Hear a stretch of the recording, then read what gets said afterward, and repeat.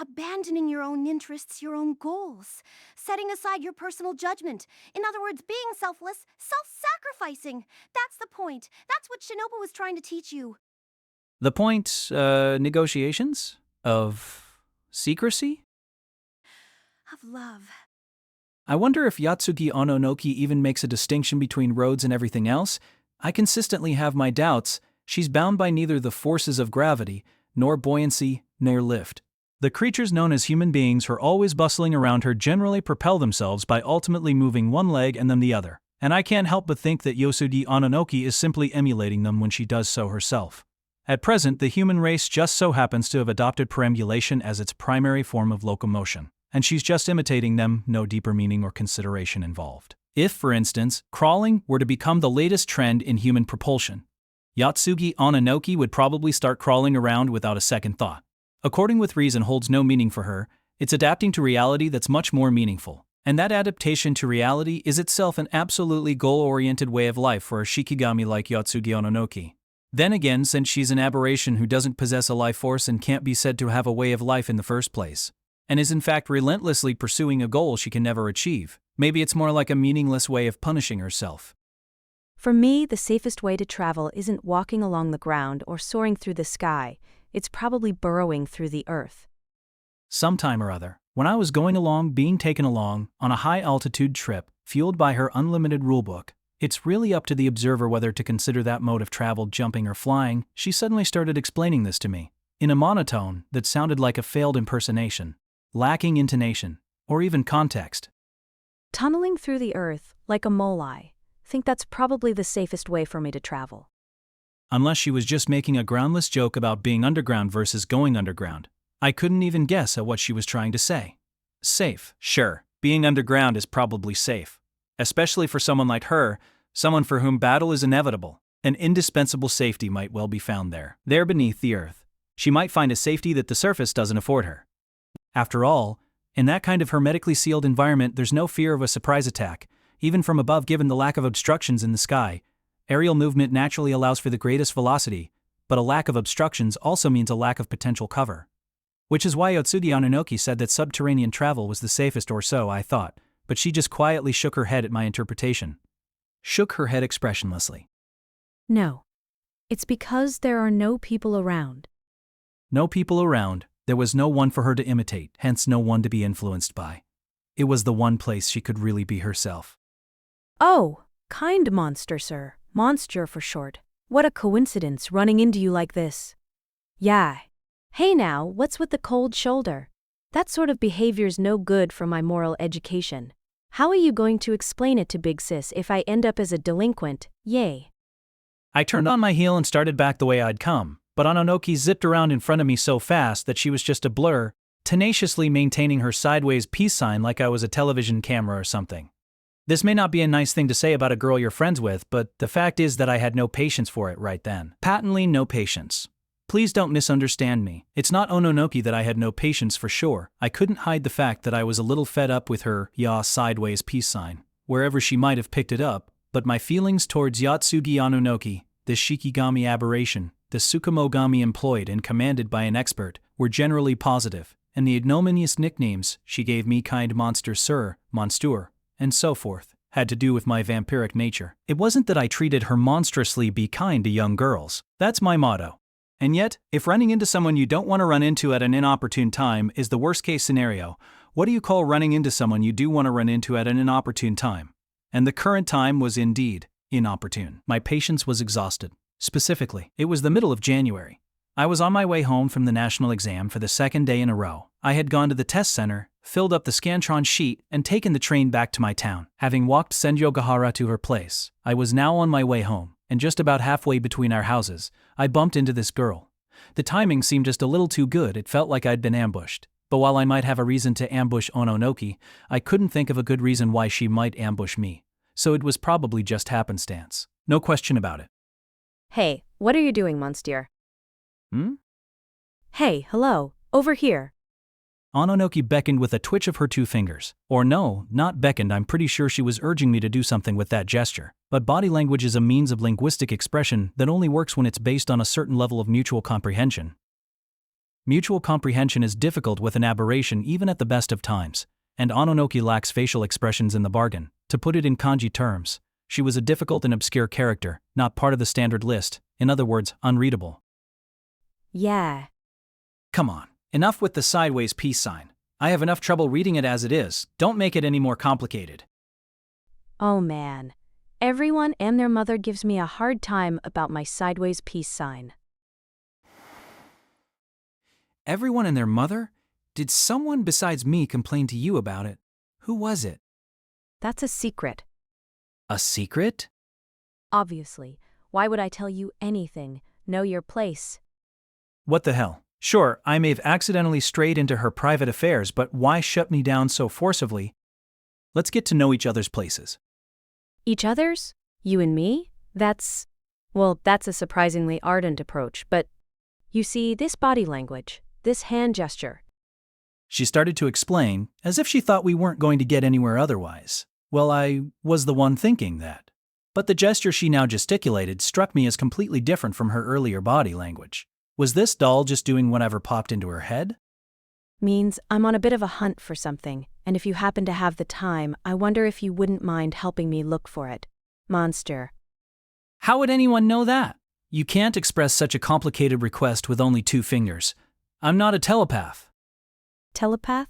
Don't you mean Darapath? What does that even mean? Is it supposed to be a variation on tsundere? So, what about it? Are you going to help me, or not? Tell me now. If you don't want to help me, then hurry up and get out of my sight. Her word choice? Her tone? Who the hell was giving this girl her moral education, though? The influence of others has a much more direct effect on Ononoki than it does on other aberrations. She must be hanging out with the wrong crowd. This tween really embodies the expression, if you lie down with dogs, you'll get up with fleas. For crying out loud, be a little choosier about your friends, not that I'm one to talk. I haven't exactly been hanging out with the best crowd myself lately. I'd love to help you, but on a hunt, huh? Did we really just happen to run into each other while Ononoki was out looking for something? Even so, I just finished my exam and I'm wiped out. Senja Gahara made me go over my answers with her at her house afterwards, and it got ugly. That's what I meant by inopportune. It wasn't just an inopportune time to run into Yotsugi Ononoki. I didn't feel like running into anybody, didn't feel like talking to anybody at all. What I needed to do was get myself home as quickly possible, review the questions I'd gotten wrong, and get a handle on the areas that were giving me trouble. I was in such a hurry that even stopping to talk with Ononoki for this long felt like I was wasting precious time. Never mind going on some treasure hunt. Your exam? Oh, you mean that National Center exam you were telling me about before? Back in my day, it was called the Common First Stage Exam. Why is a tween spouting a stale line, people of a certain age supply, on cue? I really gotta find out whose influence this is. It used to be called First Stage, but now it's Center. What kind of a name change is that? It's a total turnaround. Maybe there was just some issue with the naming rights. That's some issue, in its own way. They used that Scantron sheet thing, right? I know all about that. Ahem. Yeah. Pretty impressive, except it was probably thanks to me. I seem to recall mentioning it when I was telling her about it before. What's the big deal then? The exam's over, right? Why are you acting like you're in such a rush?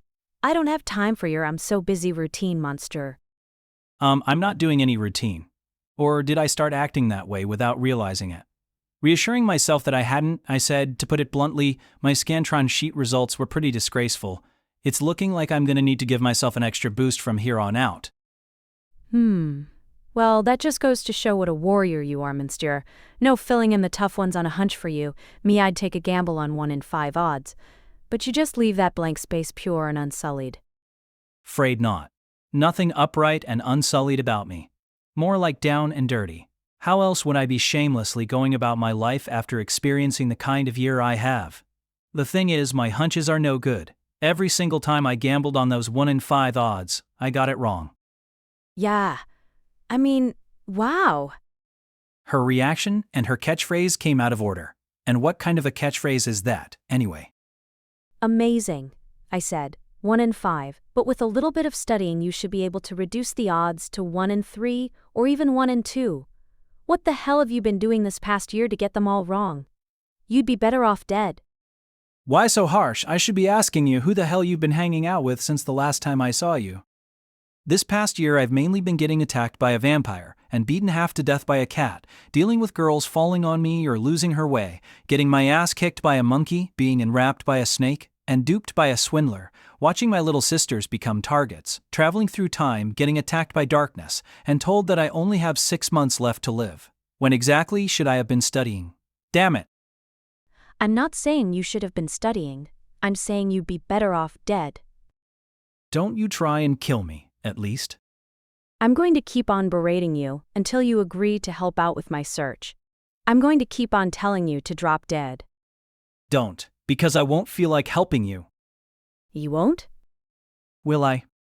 You're a will-I son of a bitch. Is that supposed to be like a wily son of a bitch? Clumsy, but fine? Fine. I raise my hands in surrender. Unlike Ononoki's earlier gesture, this was the clearest possible body language. I give up, I'll help out, will-I angly. So this thing you're looking for, it's around here? Who knows? It might not be. How irritating. Not even a word of thanks. True, it'd be more efficient to hurry up and locate whatever she was looking for as soon as possible than bid her a peaceable farewell, rather than stand around banding words like this. Instead of worrying later on about how things turned out for her, I could take care of this problem on the spot. That seemed like the best way to move ahead with my exam prep. Wasn't precisely this sort of stopgap mentality willing away all my study time though, like it'll be more efficient in the end if I clean my room before I start studying. Well, either way, that ship had sailed. It was too late to change my mind and just head home. To begin with, Ononoki had her unlimited rulebook as a last resort. With that, it'd be a cinch to make me do anything she wanted, and submitting before the other person busts out the big guns is how you survive in this world. A magic bullet against the big guns. I guess that's not badass, no matter how badass I try to make it sound. Well, if you say it might not be around here, then we'll have to bear that in mind. So, what should I be looking for? Good question. Yeah. Just let me go home, L-boy day. Ultimately, it came to pass that I joined Ononoki on her search, still ignorant of what it was we were searching for. Nadeko Sengoku had looked for an object of worship, but this was even more open-ended. How did I let myself get suckered into it? Yet I had, and that was that. I couldn't get anything more out of her, no matter how hard I pressed. That is, Ononoki herself only seemed to have the vaguest idea and tried to gloss over that point, but while we hadn't known each other for very long, we knew each other pretty well. From her statement, apparently it'll be instantly recognizable, I could see that someone else had ordered her to find this thing and that she herself was operating on only the vaguest intel. Here, an ordinary person, under ordinary circumstances, couldn't look for something based on information so vague it was accompanied by an apparently, but I suppose it was more or less par for the course for a familiar, a mission with an unknown objective, a search with an unknown target. As an expendable asset belonging to an expert, maybe she wasn't permitted to question her owner. But anyway, despite not being owned by anyone or ordered not to ask questions, I ended up joining this ill-informed search party. It was almost like I was a familiar myself, and I wasn't being used by an expert but by a shikigami, so go figure, where I stood, in this scenario. I pretty much finished a creep around this area. I was just thinking I should try looking somewhere else when I ran into you. I see. Too bad. If I'd only taken the next train, I could have avoided this whole encounter. This just wasn't my day. Oh, and just to be clear, when I said a creep, I wasn't talking about you, okay? Why would you be? As far as the search goes, the thing I want you to help me with. She went on as if I hadn't said anything. It's a breach of etiquette to play dumb and ignore a retort like that. Or maybe she never ratified that treaty, where she wasn't talking about me, but she does think I'm a creep.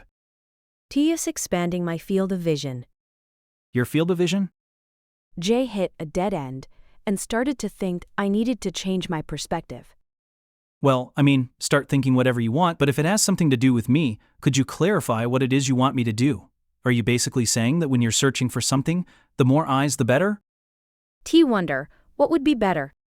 Stop answering my questions like that. Setting my teeth on edge doesn't even begin to cover it.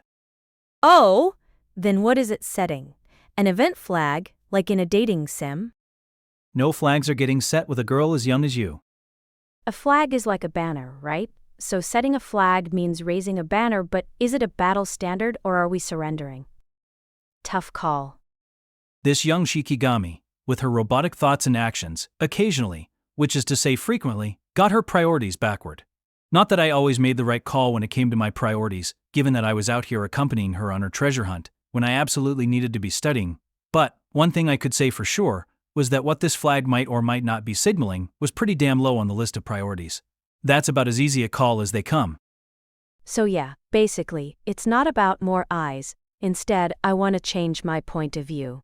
Since, as you can see, I started out as someone's cherished doll, I'm an ankle biter. An ankle biter.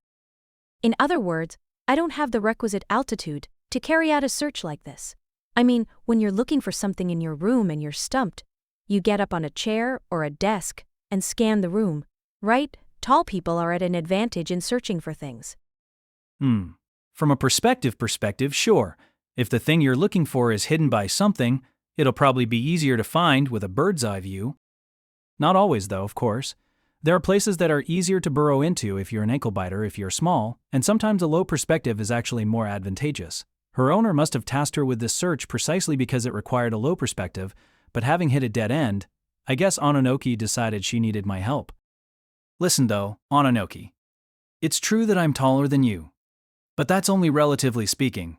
Objectively, I'm not all that tall, you know? Anyone can see that. Even someone as short as me. You're objectionably not very tall. Objectively, not objectionably. Objectively speaking, you're objectionable. Nope, that's just your point of view.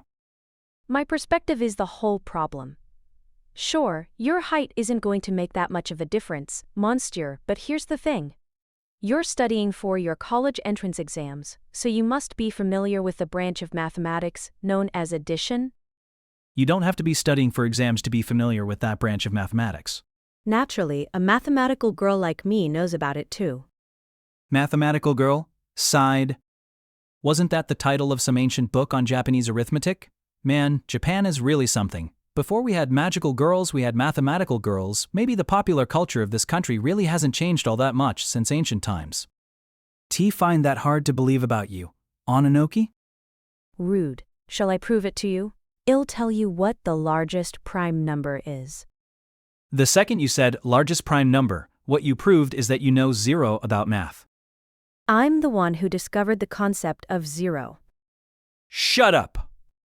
Right now we're talking about addition. We take my really short height, add your pretty short height to it, and abracadabra, aberration cadabra, it becomes a really pretty tall height, about 9 feet specifically. Thanks for rubbing it in about my height, but that aside, to put Ononoki's mechanical statement in terms that even someone of my limited linguistic skill could understand, she was in effect saying, let me ride on your shoulders, the cherished dream of a cherished doll.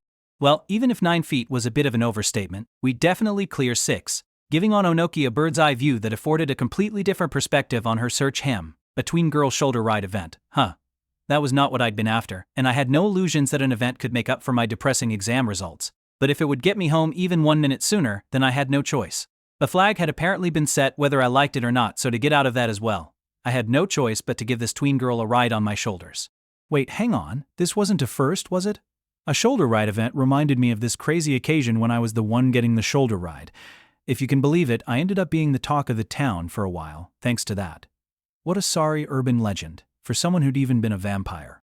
As a Shikigami, Ononoki certainly had the strength to carry me on her shoulders. But in this case it was clearly better the other way around. There's a balance to everything. And it's only by preserving that balance that we can maintain the proper order of things. But I was dealing with someone who lacked common sense. In addition to common sense, Ononoki also lacked things like consideration, and humanity probably best to make sure we were on the same page. In fact, I preferred to have it in writing, but since there wasn't time for that, I'd have to make do with an oral response. Either way, I was probably overthinking it. Maybe thinking it over at all was a waste of effort, regrettably. However, Ononoki's reply was totally divorced from any human response I might have expected. Onoki, there's something I need to know. Something you need to know? If you want to know what it feels like to embrace me, you'll have to wait till after the mission's over. Enough with the jokes. For this edition you're talking about, it's cool if you ride on my shoulders, right? I know you've got superhuman strength, but I still think it would look better than doing it the other way around. Yeah? Don't want to be too conspicuous, you know?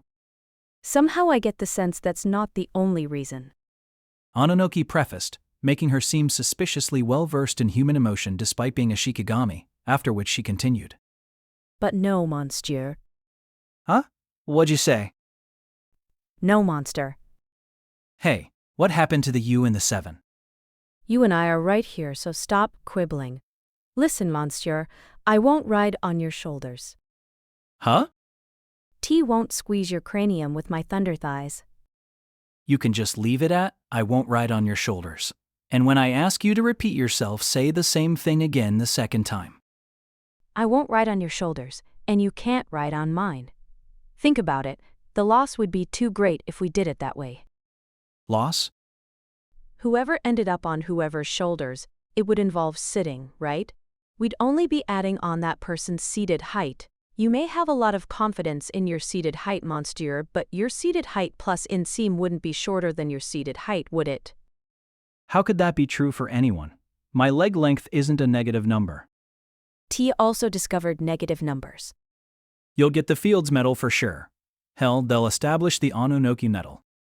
The Ononoki Medal, that's got a captivating ring to it. So by loss, you meant that if one of us rode on the other's shoulders we wouldn't be as tall as you hoped, but still in all, Ononoki. That's an unavoidable loss. I don't see any way to get a higher perspective outside of, or above and beyond, a shoulder ride.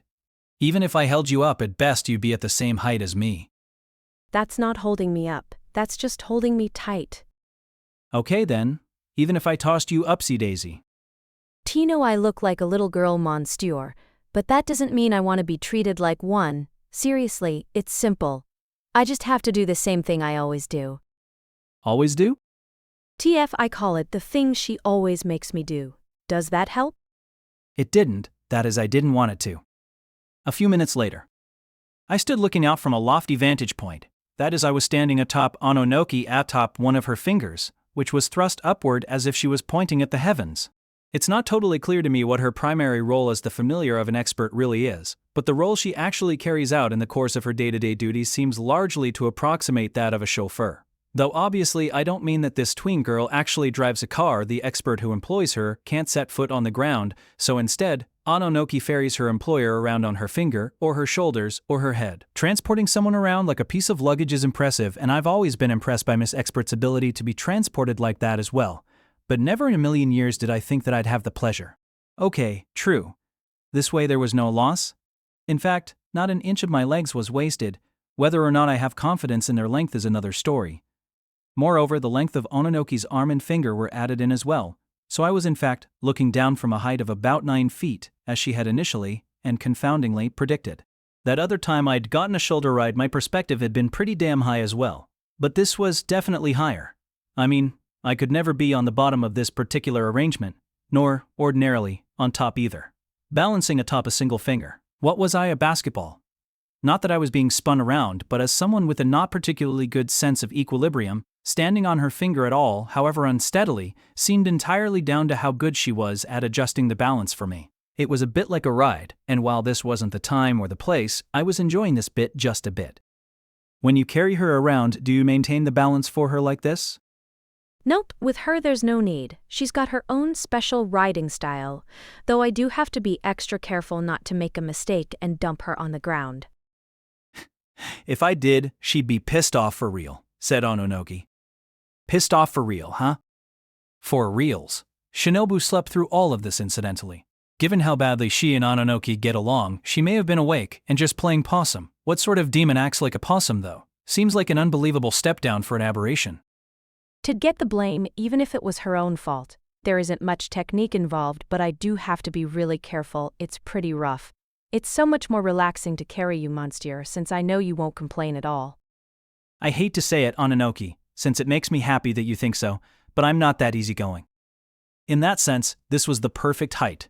It's not like I'd get off without a scratch if she dropped me, but as long as I didn't land on anything really terrible, it wouldn't be life-threatening, nor would I lose consciousness, so I'd be able to complain to Ononoki to my heart's content. Speaking of dropping things. Listen, Ononoki. For now we'll continue the search in this configuration, but…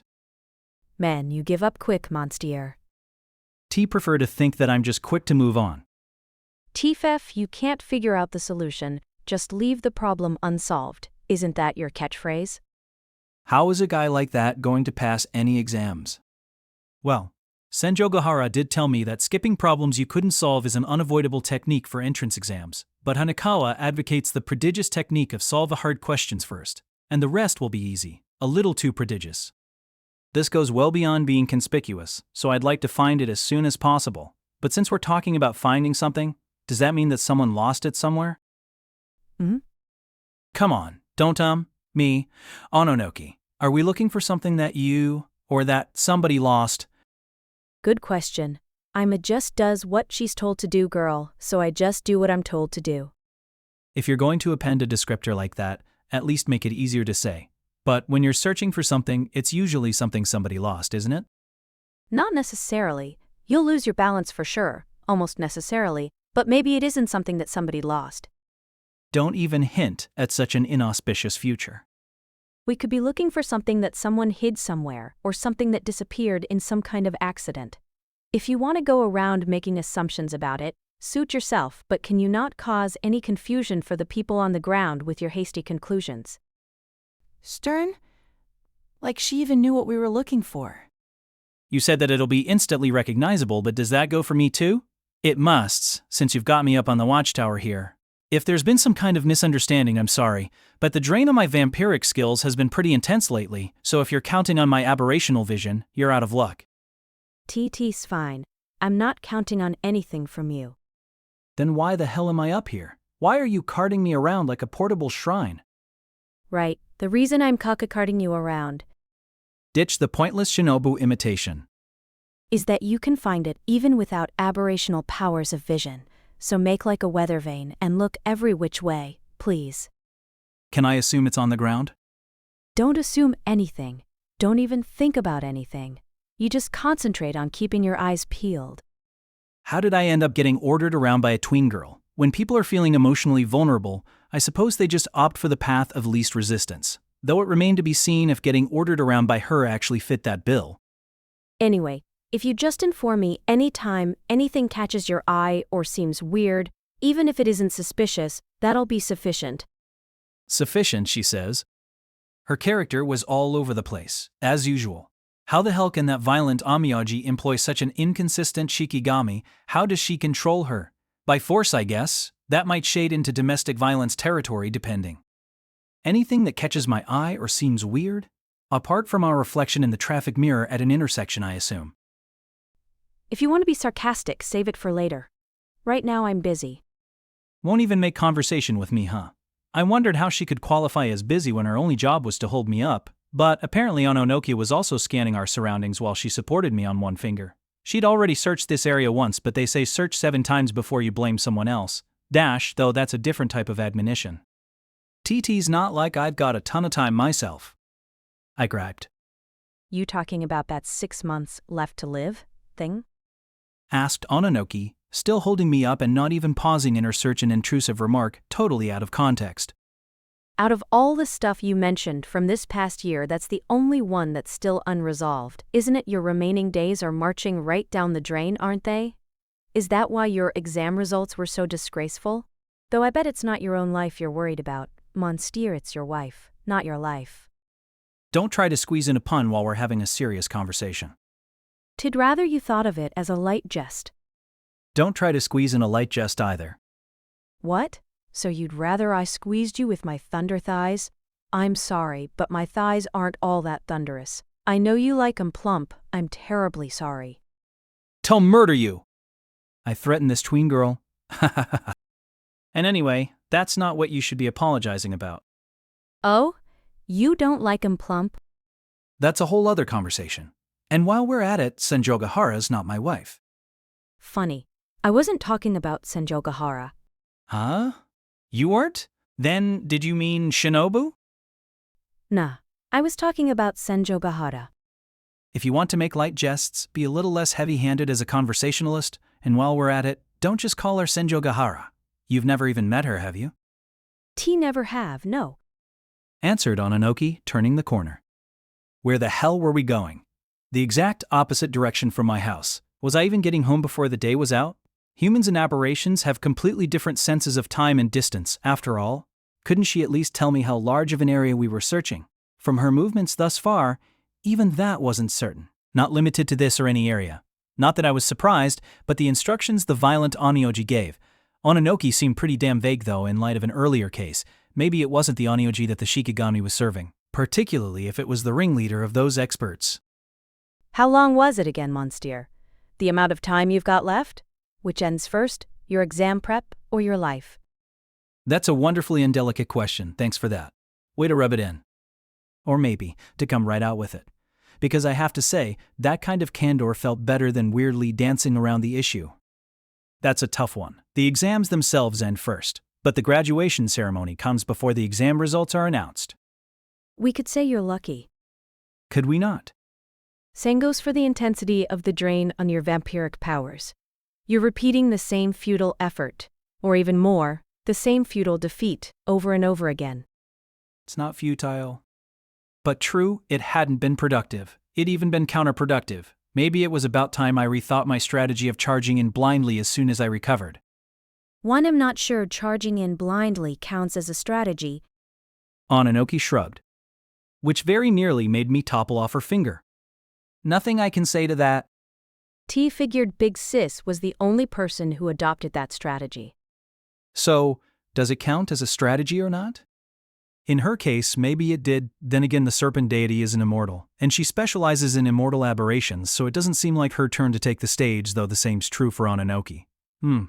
That reminds me, at some point someone told me that one of the reasons snakes became sacred was that the physiological phenomena of ecdyes made them symbols of immortality. Missy, who did I hear that from again? My memory's fuzzy and I can't seem to connect the dots. Been happening a lot lately. Been pushing the exam prep a little too hard. I guess Aspet actually is. Hanekawa's out trotting the globe looking for Ashino on my behalf, but, unfortunately, she hasn't had any luck. Yeah, Big Brother Oshino, I haven't seen him in a while either. Seriously, where the hell could that dissolute bastard have gone? Hanekawa went overseas, but I can't picture Ashino even having a passport. Hey, Monster. So what do you plan to do? If you want, I could always get in touch with Miss Gain for you like I did before, you know? That's okay. Leaving aside why she was being so condescending, letting Ononoki rope that woman into this was right out. The whole situation came about in the first place, because I'd done her a favor as a friend. No, scratch that, I really shouldn't be laying the blame for this at anyone else's feet. But if you'll permit me to lay the blame at something else's feet, you could say the culprit was that talisman she entrusted me with, the root of all evil. Plus I flouted her will by not using that talisman. I'm afraid I can't be looking to her for help. Well, as a friend, she might be surprisingly willing to listen to what you have to say. I know she's not a bad person, she just expects a little too much from her friends in the way of payback. Then again, with me and Senjo Bahara's lives on the line, maybe I should be willing to make any sacrifice in this case though. The price I have to pay might very well be Shinobu Oshino, at a minimum, and Nadeko Sendoku in the worst case scenario. I can't do that. If I could make such a decision, I would never have ended up in this situation. I know full well that this is no time for rhetorical flourishes, but since cool-headed judgment was impossible at this point, the only strategy left to me was the heat of battle. Yeah, fair enough. That's Miss Gone for you. Ask for a casual favor and later you'll pay for it in spades. If there's something you want to protect, maybe safest to leave her out of it. You said it, though I don't know about safest. My current sitch is about as unsafe as it gets. Though probably, the fact that there's been no contact from her end means that she has no desire to help you. Sounds like it's too much to ask then. Maneuvering so that things seem like too much to ask is her strong suit. A little too shrewd for my taste. But isn't Big Brother Ashino the same way? Even if Miss Tsubasa of the Hanekawas found him, there's no guarantee he would help, is there? He'd say can't save Missy, it takes a person on their own for saved or something. Since when does Ashino speak such broken Japanese? What the hell kind of country has he been living in? Listening to a conversation between me, with my monotone, and Big Brother Oshino, with his broken Japanese, would probably be intolerable. TF, you really think so? How about you fix your monotone? TT's unfixable, declared Ononoki. It was a strangely firm declaration for the Shikigami. Her monotone was still monotone, but something felt kind of off about it. I had to wonder, was her character shifting again? Anyway, you're not wrong, Ashino might say that, which is why Hanekawa's search is more for temporary peace of mind than anything. She's just doing it for me on the side while she does some location scouting. Well, maybe not just on the side, but that was really all I could expect from her. Ultimately, it's up to me to take care of it somehow or other. I sowed the seed, I want to do something about it. TF, that's true. If you did sow the seed, then yeah, I guess it'd be up to you to do something about it. Are you saying someone else sowed it? No, I don't believe that for a second. Nor should you, since seeds are buried in the earth. Until they sprout, you don't even know they're there. But don't you think it's strange how all this chaos has been centering around you, monster, almost like it's maintaining the balance, almost like someone's got the answer sheet. Even if it's true what they say, that once you encounter an aberration, you get drawn to them, it still seems like things are somehow balancing themselves out. I don't think you're so slow on the uptake that you wouldn't think it was unnatural. Oh, but I am. I'm constantly in over my head just trying to jerry-rig things, and I'm finally hitting my limit with that, I said. Well, moping to a tween girl wasn't exactly a cool look, even if she was an aberration, and anyway, I shouldn't put Ononoki, who was ultimately on Ms. Gain's side, in a difficult position. So maybe it was best to leave it at that.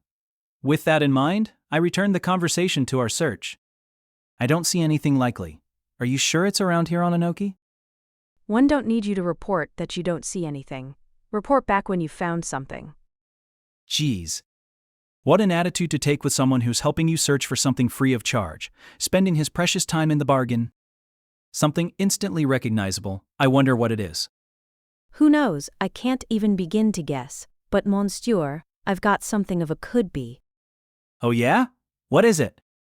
Something instantly recognizable to anyone but which you lose sight of the moment you start searching. In other words, said Onoki, looking up at me atop her finger. a smile. She said it in a monotone, with no expression whatsoever. Okay, that definitely was something I wanted to find for her, and soon. The epilogue, or maybe the punchline of this story. Though forget about a punchline, on this particular occasion, nothing happened at all. I just went on a wild goose chase, standing on the finger of a tween girl. That's the whole story. Not even a run-of-the-mill mystery, let alone any tale of an aberration. And though we wandered around town until night fell, we never found anything. Our labors were fruitless, so there wasn't even a smile to be had. You could say that all that happened was that I went for a stroll with Ononoki. No luck, huh? Oh well, bye-bye, bye-a. And with that sideways peace sign, Ononoki headed off. She didn't seem particularly broken up about not finding what she was looking for. In fact, though, she remained expressionless. She even had a vague air of satisfaction at having done a good day's work. I wonder if she gets paid by the hour, gets paid the same whether she gets results or not. As far as I could tell, if nothing else, she didn't seem inclined in the slightest to put in any unpaid overtime. Well, I guess a fee-for-service shikigami wouldn't really cut it. Which is why, after being suddenly left in the lurch like that, I just headed home and went back to my exam prep, as if nothing had happened, though having been mentally exhausted by the exam that afternoon and physically exhausted by helping Ononoki with her search, I got sleepy pretty early. Headed home, messed around with the tween girl, got back to my house, went to bed. Hey, wait a sec, don't you need an episode before you get to an epilogue? Isn't that kind of like playing Name That Tune, where you never get past the intro to the song? No surprise that I felt that way, but the person who gave me the answer to this answerless quiz was, if you can believe it, or you guessed it, or yet again, Tsubasa Hanekawa. Really, I feel like Hanekawa's sleuthing percentage is a little too high, but I'd prefer if you chalked that up purely to her outstanding scholarly ability and intelligence. It's not just because I constantly rely on her to help me out or anything, though she didn't actually explain anything to me directly after my story was done. You don't say. Is this really the time? Was all she said. I didn't think that response was particularly unnatural, I just thought. This isn't the time for that kind of thing. Yeah, since it wasn't the time for that kind of thing and it wasn't unnatural. In other words, I didn't notice Ononoki's thoughtfulness and Hanekawa's thoughtfulness and how they created a situation where it wasn't unnatural. What do you think is the hardest thing to find? It was some time later. All the stuff with the snake god was over, but the next stuff had started. Somewhere around then Hanekawa asked me that question. I mean, since she asked me out of the blue like that, at first I had no idea what she was trying to say. Huh? What are you talking about? I'm talking about Anonaki. Dummy, you've ended up cohabitating, right? So I thought maybe I should ask you, what do you think is the hardest thing to find? The hardest thing to find? Rings a bell. Reminds me of when Shinobu and I were playing hide, the donut in my room. Should I answer based on that? Let's see. Seems to me the hardest thing to find would be... No, that question is just the warm-up. How it seems to you and how you answer are irrelevant. Irrelevant? Huh? Then what's the real question? TT's, what do you think is the easiest thing to find? Now, that would have to be something instantly recognizable. But what does that actually mean? When you think about it, pretty much anything becomes instantly recognizable as soon as you find it. As long as the answer isn't a smile. Of course. No, Araragi. You can't let yourself get hung up on the instantly recognizable part. I mean, it was a lie after all. A lie? Well, I might be going too far, but Ononoki wasn't actually looking for anything. The hardest thing to find is, well, just that you can't find something that doesn't exist. What? Hang on a sec. I don't disagree, but why did she lie to me like that? Did she tell me a little white lie just so she could hang out with me? Nope. Hanekawa flatly contradicted me. A little too flatly. The answer to why she did it is the easiest thing to find. Of course, things that stand out are easy to find. But what stands out? Nothing does more than someone who looking for something. She said. Constantly stopping to peer at things, squatting down, standing on tiptoe, it all adds up to some pretty suspicious behavior. Getting out of control and yelling weird things or whatever is another story. Sure, but standing on the finger of a girl who looks like a doll as you search for something is pretty much just as conspicuous. Conspicuous or even ostentatious? In other words, Araragi, I imagine her intention was to make you conspicuous. So she ran you up the flagpole. Like a flag. I set an event flag, or rather, I was an event flag. What kind of a guy am I? B. But why would Ononoki want to make me conspicuous? Did she want to parade a moron who flubbed the national exam? TT's possible. It's possible. Come on, flatly contradict me already. Now of all times. But not only that, you already know, don't you, Araragi, that there was someone in town back in January that you absolutely had to avoid running into. That you absolutely couldn't run into, and who definitely didn't want to run into you. Though ultimately you did run into each other, continued Hanekawa. He was coming to town on a daily basis, so it wouldn't have been too surprising if you did cross paths probably. Ononoki kept that from happening for you.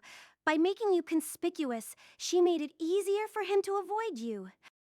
Made me easy to find by making me hunt for something unfindable. So that I wouldn't have a chance encounter with him. With that swindler. Of course, there's no guarantee that he spotted you just because you were so conspicuous, so towering, but if he did, then he certainly would have avoided encountering you. Yatsugi probably just didn't want you to have to deal with any more anxiety than you already had on your plate. A situation where nothing happens, where there's no incident, nothing tale-worthy, is probably only going to happen thanks to someone's consideration for you. Yatsugi Ononoki's consideration. A consideration I hadn't even considered. Going on about how I take care of things and not even noticing that my peaceful life is being propped up by something. What a clown. No wonder that bastard always makes fun of me. Maybe so. It's true that people have to go and get saved on their own, but in reality, it's impossible to live life all on your own. Hanekawa riffed on Oshino's catchphrase. Perhaps it was an observation based on her experiences living overseas, even if she was still just location scouting. You can't live all on your own, and even if you wanted to, everyone ends up benefiting from someone's good graces somehow. Eating, traveling, a change of clothes, even sleeping probably. All of it's possible thanks to someone else. Well, yeah, totally.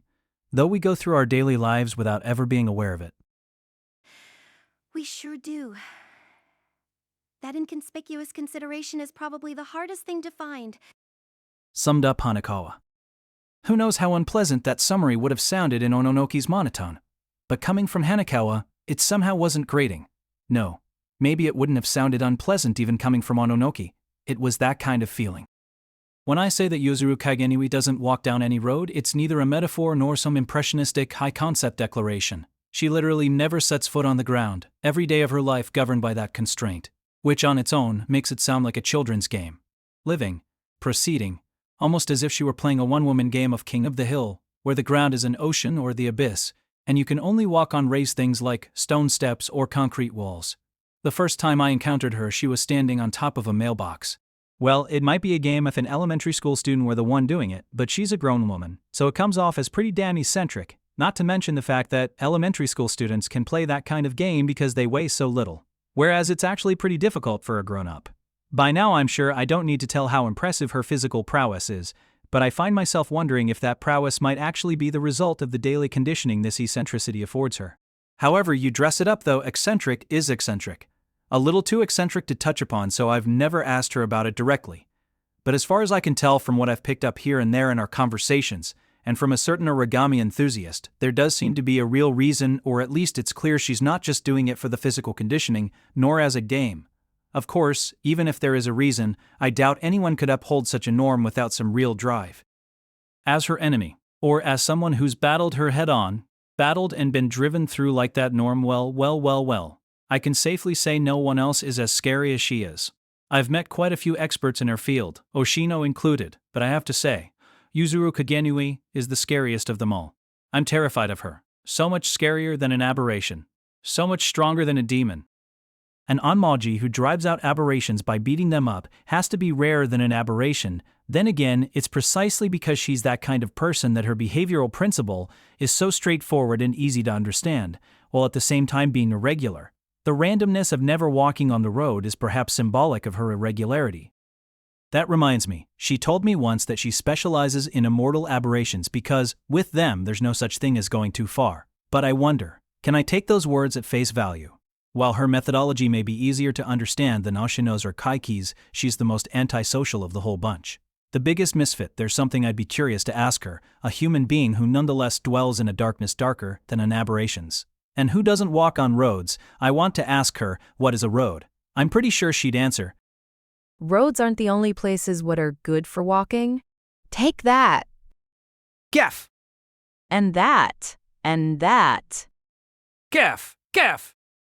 You might get the impression from these cute battle cries and grunts that the spectacle depicted here is nothing more than some friendly horseplay, but in fact, they express an extraordinarily mild version of Ms. Kagenui beating the shit out of me. With a final, and that, she released a back kick fit to tear off my entire flanket, felt as if a section of my torso popped out, like I was a Jenga tower or something, and I finally collapsed to the ground, ending our little back and forth. Well now, aren't you out of shape? When we had that little dust-up over the summer, I reckon you had a mite more backbone? Not that I didn't smash that backbone to splinters, noted Miss Kagenui, leaping through the air and landing on a brand new stone lantern.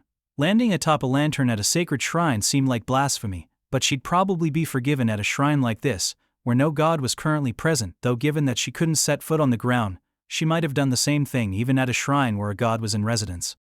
For my part, I was lying flat on my back in the center of the ceremonial path, so I was obstructing any right I might have had to criticize her. Gay. Every inch of my body felt bruised. This is ridiculous. I thought we agreed that fighting was out of bounds this time. Afraid not. The only restriction was on meta jokes. Was that it? I really had the wrong impression? That is, you were the one what invited a body here to fight, no? Was I? I was. I really had the wrong idea. If you just heard that snippet, you might get the mistaken impression that I'm suicidal. But yes, on this particular occasion I myself, of my own volition, asked Miss Kagenui to spar with me. Spar? What, am I trying to become an MMA fighter or something? And this wretched outcome? You know a body was going easy on you, right? Nice and easy. Yeah, I'm aware of that. Couldn't she have gone a little easier on me, though? Nilliser and easier, like a sponge filled with holes. I'm painfully aware of that. By the by, what were you after? Challenging a body to a fight out of the blue like that. I had assumed that since she knew the circumstances, she'd be able to guess without a full explanation and accept my reckless challenge on those grounds, but apparently, Miss Kagenui had beaten the shit out of me for no particular reason, without knowing the reason. She's really something. That's not the kind of thing just anyone is capable of. Since she was Oshino's classmate, I ended up unconsciously expecting her to be the perceptive type like him, but turns out she's nothing like Oshino or Kaiki. easy to understand in a good sense, and easy to understand in a bad sense, though I guess they do have something in common, insofar as there's nothing straightforward about dealing with any of them. Good question. February. One day towards the end of February, I visited Kitashirahebi Shrine, that once again godless shrine where I had almost died countless times, where there had recently been another casualty, was definitely not a place I went lightly, but this expert with whom I had business. Ms. Kagenui, Ms. Yozuru Kagenui, the violent Onoyoji, had taken up residence there, so that day I had no choice. Yes, just as Mimoshino had lodged in the ruins of that erstwhile abandoned cram school while he was staying in town, Yozuru Kagenui was at present lodging at Kitashirahebi Shrine, which took a you-can't-be-serious level of inner strength. As an expert, she ought to know better than anyone what kind of a place that shrine is. I thought maybe she was there under orders from the ringleader of their little group of experts, but from what she said it didn't sound like it. Apparently, and this makes perfect sense to me, or seems natural, but those two don't exactly see eye to eye, even if she wasn't raising a flag of rebellion. The fact that she was living at the shrine was at least done somewhat out of spite, though there was the thing with Tadatsuru, so calling it spite might be going too far, but Miss Kagenui herself must have had some level of self-awareness about it. Because rather than making her Shikami Yotsugi Ononoki stay there with her, she put her in my home as a kind of precaution. Putting a tween girl in my home? As a precaution? Well, anyway, to give an update or a simple summary of my present circumstances, last summer a legendary vampire drank my blood and, if you can believe it, turned into a vampire myself, after which I somehow managed to return to being human, though with some lingering vampirism in my body. If that was all, it wouldn't have been an impediment to me living life as a human being. But stupid me, I relied on that lingering vampirism to deal with the various difficulties that I encountered thereafter. I don't think I was wrong to do so.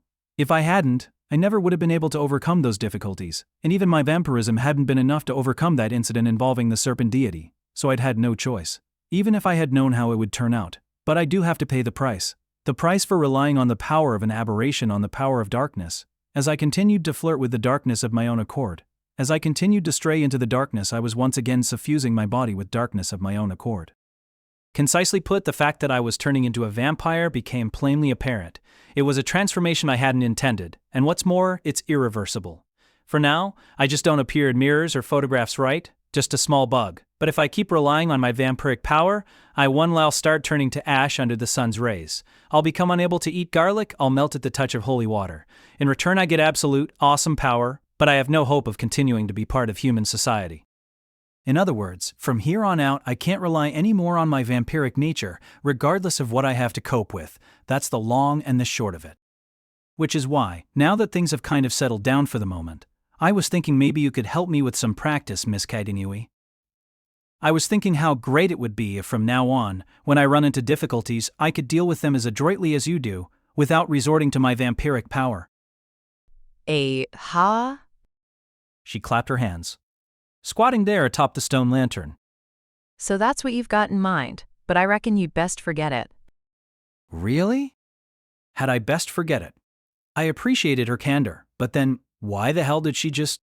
Firstly, my way of doing things can't be learned overnight, and secondly, it's not exactly the orthodox method among us experts.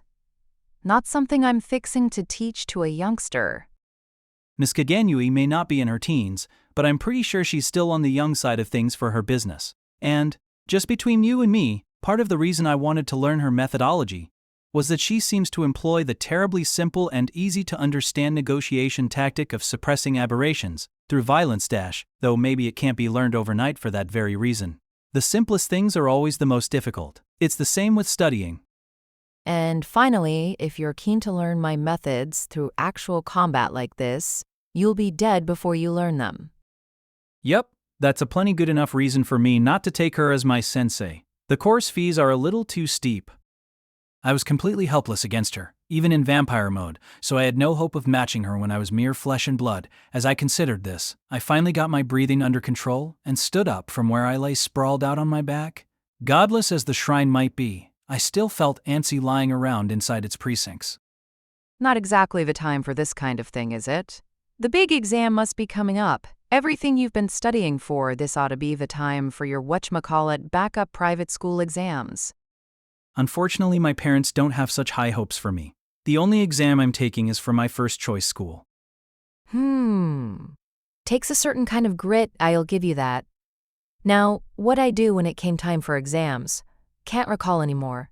Feels as though I just woke up one day and I was in college. T somehow doubt that. Then I woke up one day, and I had graduated. Then I woke up one day, and I was in this line of work beating the daylights of anyone who rubbed me the wrong way. If that's true, then she's a fucking prodigy. When she says anyone who rubbed her the wrong way, I assume she's talking about aberrations, or is she including humans in that as well? I'd come to beg for instruction, but turns out she's really not the type of person I want to get too close to after all. TT's no good to push myself too hard either. Though, is it? At this point, things will just turn out how they're going to turn out. Almost sounds like you're throwing in the towel. Now that you've gotten a bit of an extension on your remaining days, suppose a gap year might be looking a-okay to you. No, they prefer to avoid that. For various reasons. All the more reason you shouldn't be up here at this godforsaken shrine trading punches with the likes of me, said Miss Kajanui. What we were doing wasn't exactly trading punches since I was the only one getting punched, but anyway, for once, she sounded like a proper adult. Why do you reckon I had Yatsugi infiltrate your home? I was fixing to make things so you wouldn't be bothered by any aberrations, at least for a while. No, I understand that. It's just, being protected by little girls and tweens is a pretty sorry lifestyle. By little girl, you mean the former Kissot, I take it? That's a 600-year-old aberration you're talking about. And that tween, well, Yatsugi's a corpse doll Tsukumogami. When you put it like that, I guess I've got some pretty amazing guardians. A life where nothing happens means someone's watching out for you. Was it Hanakawa who said that? Which is exactly why that one can't act rashly. That one? That one or anyone, but enough about that. If you want to learn something from me, how's this? It's best not to overreach yourself. Not that there aren't some folk who've tried to do more or less the same, and not that I haven't acted the teacher on a whim now and again, but it's never once gone well. Miss Kageniwi cackled as she spoke, and trying to picture just exactly what she meant when she said, "It's never once gone well." It didn't seem like these disciples she'd taken on a whim had gotten off lightly. It seemed like a good idea, but maybe I jumped the gun. That is, maybe this was a lesson that I shouldn't act on impulse all the time. Though calling it a lesson puts me in mind of that swindler. Miss Kagenui? Abandoning my vain notion of getting Miss Kagenui to teach me, I asked her a question out of simple curiosity. How did you get involved in this world? This world? Well, I mean, aberrations, or tales of aberrations, that world. To be honest, I'm not too keen on such distinctions. I just mess up anyone what sticks in my craw. More or less the same thing she was saying before. This struck me over the summer too, but seems like she operates on an even simpler behavioral principle than I suspected. The dichotomy between justice and evil. No, not justice good. Then again, if you ask the likes of Oshino, this world is overflowing with unpleasant goodness and insufferable justice, though that means there's an equal amount of eagerly anticipated and compelling evil. Is Miss Kajanui actually living on the straight and narrow in a world where nothing is straight and narrow? And this Kajanui actually living on the straight and narrow in Superior? T reckon it all started back in kindergarten when I slugged some uppity brat, though looking back on it now, perhaps that brat was possessed by some no-good something. This was in the days before I specialized in immortal aberrations, of course. Well, I would be surprised if you've been specializing in immortal aberrations since kindergarten. Miss Kaginui's kindergarten days. Something I absolutely can't imagine.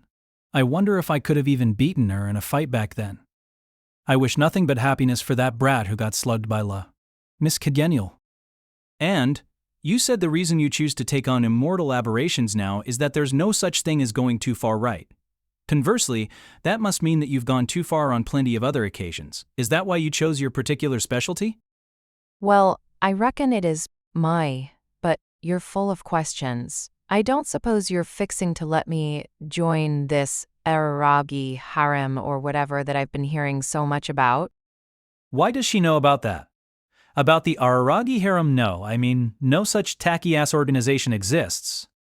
She must have heard about it from Ononoki. What a blabbermouth.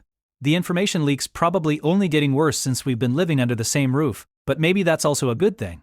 Since it's definitely not a negative for me if Miss Kaganui is kept abreast of the fact that Tsukihi is living a problem-free life. I'd love to be a big enough man someday to be able to make a pass at you. Though forget about bigness, the way things are going, I'm gonna end up not being a person at all. And when that happens, I'll kill you dead. Don't you worry. Which is also why I've assigned Yatsugi to stick to you. I told her to show you no mercy if it seems you've strayed any further from the path of humanity. The path of humanity, huh? I felt as if I'd walked the path of human decency in my own way. So, how the hell did it come to this? And the idea that Ononoki was an assassin, the unbelievable truth slid into focus. No, upon reflection it made perfect sense. I just hadn't thought about it until she said it. It was easy to forget in the face of that adorable doll. But yes, Ononoki too was a professional who specialized in taking on immortal aberrations. Ha! Miss Kagenui laughed. Still and all. T reckon there's no need to be so negative on account of if you can keep on with a normal day-to-day like this, you can live as a human being, no muss, no fuss. Even without a reflection?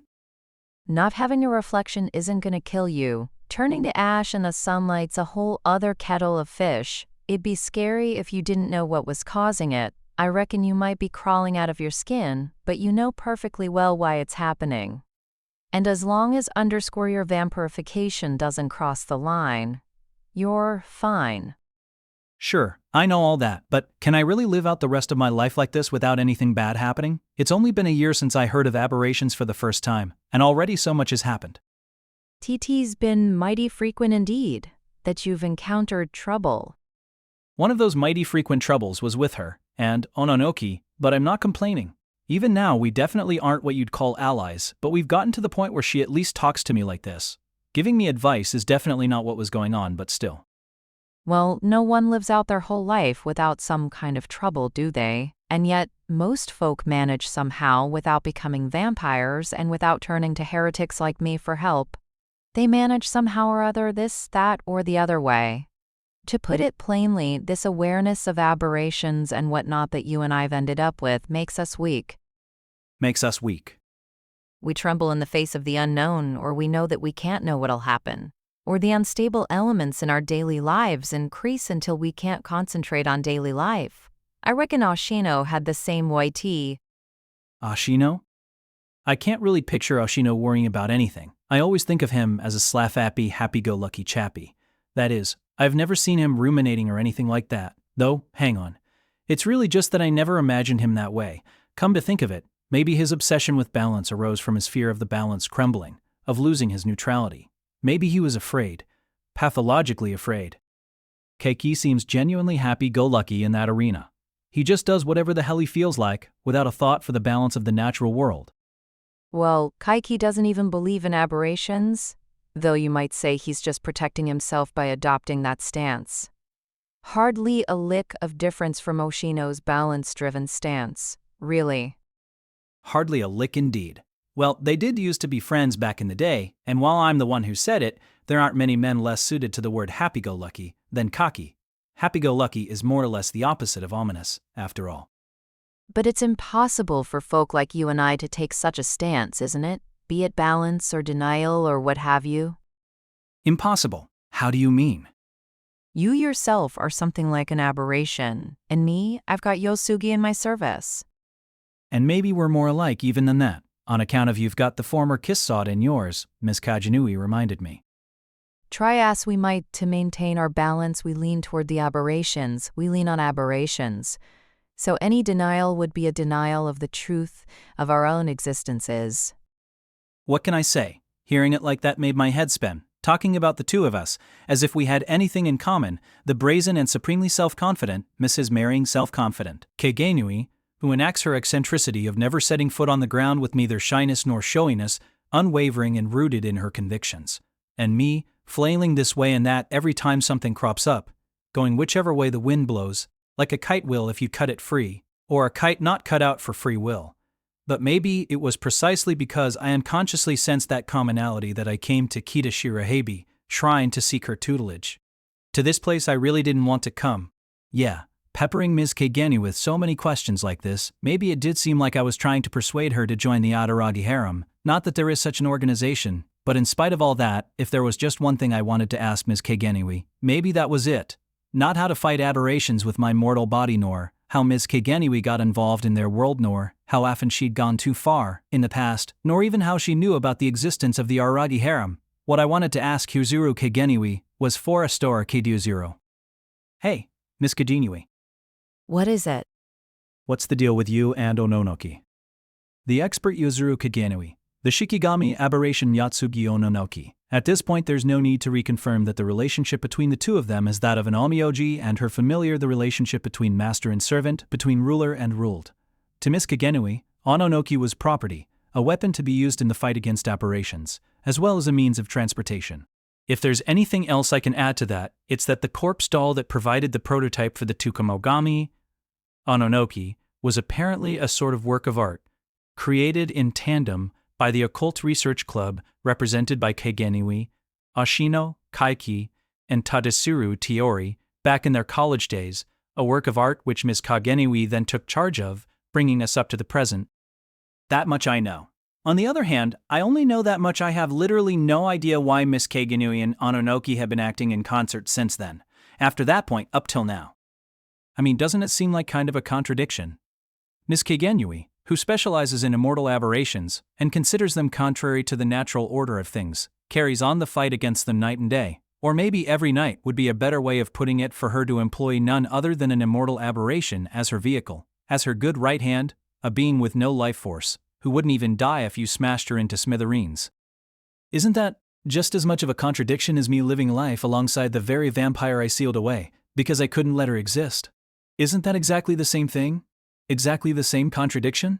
At some point I heard something about how Miss Kagenui uses Ononoki as her stand-in to avoid getting too involved in the world of darkness, but using darkness as a buffer against darkness. Yup, that's a contradiction. I've tried to wrap my mind around it, but I've never come to any real conclusions, which is why I wanted to ask Miss Kagenui directly. Whatever the answer might be, I had a feeling it might prove instructive down the line for me and Shinobu's relationship, because her host body inching ever closer to vampiredom was, naturally enough, also having an effect on Shinobu herself. There was honestly no way of knowing for sure, at this juncture, whether that influence was positive or negative, but I wanted to hear what Miss Kagenui had to say, to ensure I could make it a positive one. An expert living alongside an aberration. Maybe that was just my idealized image of her, though I assure you it's not that I harbor some dreamy dream of becoming a half-human/half-fae expert, not at all. Me and Yotsugi? Asking about their relationship may have been kind of intrusive, but Miss Kagenui didn't seem particularly put out, only surprised if she was put out, she might put me out of my misery. So upon reflection I had risked my life by asking that question. And her surprise seemed to be surprised that I was asking her after all this time like, we haven't already talked about that, or you haven't heard about it from someone else. As you well know, we're master and samyoji and shikigami. Were you about to say slave? IT was about to say serenade. Master and Serenade? Sounded like the title of a crappy musical maid anime. No, I mean, of course I know you're Amayoji and Shikigami, but look, Ononoki calls you Big Sis, right? That she does. So, I just kinda wondered if you guys had a sisterly relationship. Well, when it comes to it, I reckon she calls most people big brother or big sister. She calls Oshino Big Brother Oshino, and she calls Kaiki Big Brother Kaiki. Course, she does call Ms. Gain M's Gain, but she's an exception. CC but. Calling Kaiki Big Brother? Bold. She calls you plain old Big Sis though, and me, she just calls kind monster sir, or monstier for short. I cannot believe that nickname has stuck. But you're the only one who's just Big Sis. Finally getting the point of my more or less pointless question M's. Kaganui lapsed into a pregnant silence. Or, I thought she lapsed into silence. I thought so, and in fact she did, but she did something else at the same time. She leapt from atop the stone lantern. So suddenly, that for a second, I saw an afterimage, her motion faster than the human eye could follow. I say she leapt, but from my perspective it was more like she just vanished. Which stands to reason, since the place she leapt to was the top of my head. She was squatting just like she'd been squatting on the stone lantern, but now, on the crown of my head. Miss Kagenui? It had really bummed Shinobu out that time. Miss Kagenui had landed on her head, and now I understood. Having someone sitting on your head really does carry a piquant feeling of defeat, distinct from simple humiliation, and thus was Araragi awakened to a new fetish. Then again, she was nullifying her weight as she had on that previous occasion, so it's not like she was a burden or anything, but isn't manipulating your weight usually a skill for aberrations like Shinobu? Ananoki just explained away this habit of Miss Kagenui's with one word: special. An impressive reading or intuition, maybe? I expect you must be acing the multiple choice sections of your practice exams. Nice of you to say so, but it's just the opposite. Well, I reckon getting them all wrong is just as amazing, statistically speaking. Don't need that kind of amazingness in my life. So, what do you think? What do I think? Right. Well, I'm really hoping your backstory is that the doll you and Oshino and Kaiki and Tadatsuru Tiori used as the prototype, the model, for making Ononoki was fashioned out of the corpse of your actual little sister. Till thank you kindly not to foist such a heavy past on a body. She ground her heel into my head. It hurt. True, while pain is pain, I have to say I got off lightly, given how horrible my conjecture had been. Well, you guys don't look like sisters anyway, though Ononoki has no facial expression, so it's kind of hard to tell, since expressions are even more important than faces in determining whether people look alike. Ha! If that's your deduction, you haven't a lick of intuition after all. At this rate, ill warrant it's a sure thing you fail your entrance exam. Mean Ononoki's origins and whatnot definitely won't be on the exam. Well, it's nothing what needs hiding, I might as well tell you, but... Atop my head, Miss Kagenui looked to be giving it some thought. She was on top of my head, so I couldn't actually see what she was doing. I don't know. Being asked all formal-like, it makes a body feel snooty. Not sure I want to tell you now. What, since Miss Kagenui was such a straight shooter, I'd been under the assumption, in addition to being under her, that she wouldn't try to extort money from me every time I asked a question, but I seem to have accidentally brought out her contrary side. Makes sense? No way someone in the same cohort as Ashino and Kaiki would be a straight shooter through and through. Not wanting to answer formal questions is an easy-to-understand disposition in its own way, though not an easy one to get along with. If only I'd asked more casually. If only I'd woven it in there with the rest of my barrage of questions, especially since she was all too happy to acquiesce to my request for a sparring match without even a guess as to the reason. So, you won't tell me? T never said that. Nor do I have any intention of squeezing you for work or money in return, so don't you worry your pretty little head. By the by, how's about the rest of our battle? Huh? The rest of our battle? Don't be ridiculous. Wasn't our battle already... What, are you saying that if I beat you, you'll tell me the truth about Ononoki?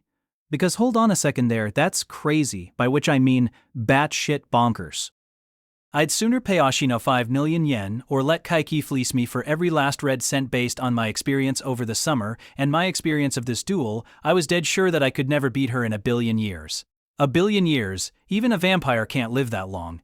If I'm being honest, I did have a pretty strong interest in my housemate Ononoki's origins, but I didn't want to know badly enough to throw my life away when it'd just been spared. Hold your horses, I wasn't fixing to suggest any such thing. I'd not demand that you do something no one else has ever accomplished. Wait, was she lifetime undefeated? When Shinobu and I challenged her, did she just let us off the hook? What a precarious path I'd been treading. Once is enough, said the lifetime undefeated expert, still atop my head. If you go toe-to-toe with me and hit me even once, I'll give you the skinny on Ononoki. And that's why it's your turn, Karen. What's? I thought I could win her over with enthusiasm, but apparently the magic formula and that's why doesn't work on Karen after I got home. I called her to my room and immediately got right to the heart of the matter. My other little sister Tsukihi was, at present, playing with Ononoki in the next room. Ononoki was nothing more than a doll as far as Tsukihi was concerned, so the playing with takes on something of a different meaning, but either way, considering their relationship and how fate had brought them together, it was a pretty unsettling combination for a playdate. I could have just asked Ononoki herself before bringing the matter to Karen, but it felt kind of against the rules to ask the chattel something that her owner wouldn't tell me. This seemed like it might be a good time to apply my principle of not acting on impulse. In other words, questions should be asked of the people you should ask them of. Though Ononoki, in her present character, was pretty uncooperative in her own way, so I didn't think she'd tell me even if I asked her. Plus, someone whose life began when Big Sis brought me back from the dead might not even have a handle on the truth. It doesn't matter, Karen. There's a reason why I can't tell you the whole story. But there's this person who's as strong as a demon, who I'm basically helpless against, and I just want to land a single punch. Isn't there some good way of doing that? What do you take me for, bro? I'm a martial artist who follows the way of the martial arts. Even if I did know some method for exercising violence, I'd never teach it to a novice like you. Not based on such a half-assed explanation, anyway. Don't be like that. From now on, I'll fondle your boobies whenever you want. Yeah, I see. Well, in that case, I'm ready to entertain the nut on your life. I don't ever want you to fondle my boobies. She flew into a rage. Man, is she short-tempered. As her older brother, it's very embarrassing. No, think about it, Karen. Which would you prefer? Having your big brother fondle your boobies whenever you want, or having him fondle them whenever you don't want? Oh, definitely when I do want. No contest. You really are smart, big brother. You really are stupid, Karen. As her older brother, it's very worrisome. Tea's settled then. I have a policy of not taking on disciples, but I'll make an exception for you, big brother. You can be my protag. Wait, did I say that right? Now I'm all confused. Wait, did I say that right? Now I'm all confused. It's protege, obviously. Though I'm not talking about becoming your disciple. If it were you, what would you do? If you wanted to land a single punch on an opponent who's clearly stronger than you, what would you do? Can't be done. Why so peppy? No, seriously. I say this without knowing all the details, but judging from your request, landing even a single punch against that opponent is going to be tough, right? Landing any at all through their guard, let alone a clean hit, right? Uh-huh. Like I said, I'm helpless. If there's such a big gap in ability, you shouldn't fight. The true martial artist runs away from an opponent like that. Karen's words were totally reasonable, and yet, I've witnessed her rush in blindly millions of times against opponents she had no hope of beating, and every time it's been do or die trying to restrain her. I mean that literally. If I didn't do, someone was going to die. Do as I say and not as I do, but man, she really was dispensing advice she'd never be able to take herself. Then there's always the question of what'll happen afterwards, even if you do somehow land a punch. Like, if you land a lucky hit against an opponent whose superiority is clearly clear and they get pissed off, then what? They probably retaliate and beat the shit out of you. You're definitely not wrong. Even supposing I managed to land a blow on Miss Kagenui by some fluke, she's not the type to clap me on the shoulder and say, "Nicely done." More likely she'd say, "What the fuck?" and tear my arm off at the shoulder. I only have the most general sense of Miss Kagenui as a person, but somehow felt like the risk was too great for the information I was after. Yeah, scheming to try and hit her when she might not even keep her promise. The wiser course of action might be to forget about going along with Miss Kagenui's suggestion, which was only a game to her anyway, and just beg her, groveling and scraping with my hands pressed together, to forget about all that and tell me. Karen, what would you do if there were someone you wanted to hit no matter what? Someone like you mean? No, someone bad, like the polar opposite of me. If you were facing someone like that, who you knew you had no hope against, how would you approach it? Does anything strike you? IT told you, nothing strikes me and nothing's gonna strike them either. If anything, well, I say you should take the long view. Start training so you can beat them somewhere down the line. Training? I was a little short on patience to take the long view. I didn't care enough about learning about Ononoki's past to train to become a fighter, okay? The whole reason I went to see Ms. Kagenui in the first place was that I wanted to learn to fight with my mortal body. So there was a certain overall consistency there, but once you land a hit, the battle's begun, so you have to go into it intending to win. A lethal blow would be another story, but if you're good enough that you can kill someone with one punch, then the fighting part shouldn't be a problem in the first place. When you think about it like that, ultimately the martial arts are a set of skills for becoming stronger than your opponent. A technique for becoming stronger than the strong, rather than a way for the weak. My sensei always says that as long as you still think of the martial arts as a technique, you'll never become strong. And well, that's the unavoidable reality because in the end, the mindset we seek in martial arts is that with great power comes great responsibility. Which is why I cleave to justice. And when someone shows up who you can't cleave with that justice, there's no one who can't be. My justice is a water jet cutter. You're a slippery one, aren't you? I thought you guys were the Fire Sisters, though lately my little sisters have been acting independently most of the time. They're going to be in high school soon. Terrifying. Then it struck me. Even if I got Karen to reveal the innermost mysteries of karate to me, there was definitely the danger that when I showcased them for Miss Kaganui, she'd just beat the living shit out of me instead of telling me about Ononoki. But that assumed the kind of power gap, the kind of disparity that existed between me and Miss Kaganui. Did I necessarily have to be the one to hit her, though? No, I could bring in a ringer. What if I got this water jet cutter here to stand in for me? I couldn't let Miss Kaganui get anywhere near Tsukihei, but she and Karen had somehow passed like ships in the night that one time. In which case, how about? Hey, Karen. What is it, brother? Feel like fighting on my behalf? Nope. Didn't even have to think about it for a second. How could I beat an opponent that my big brother couldn't even touch? Your confidence in your big brother is frighteningly misplaced.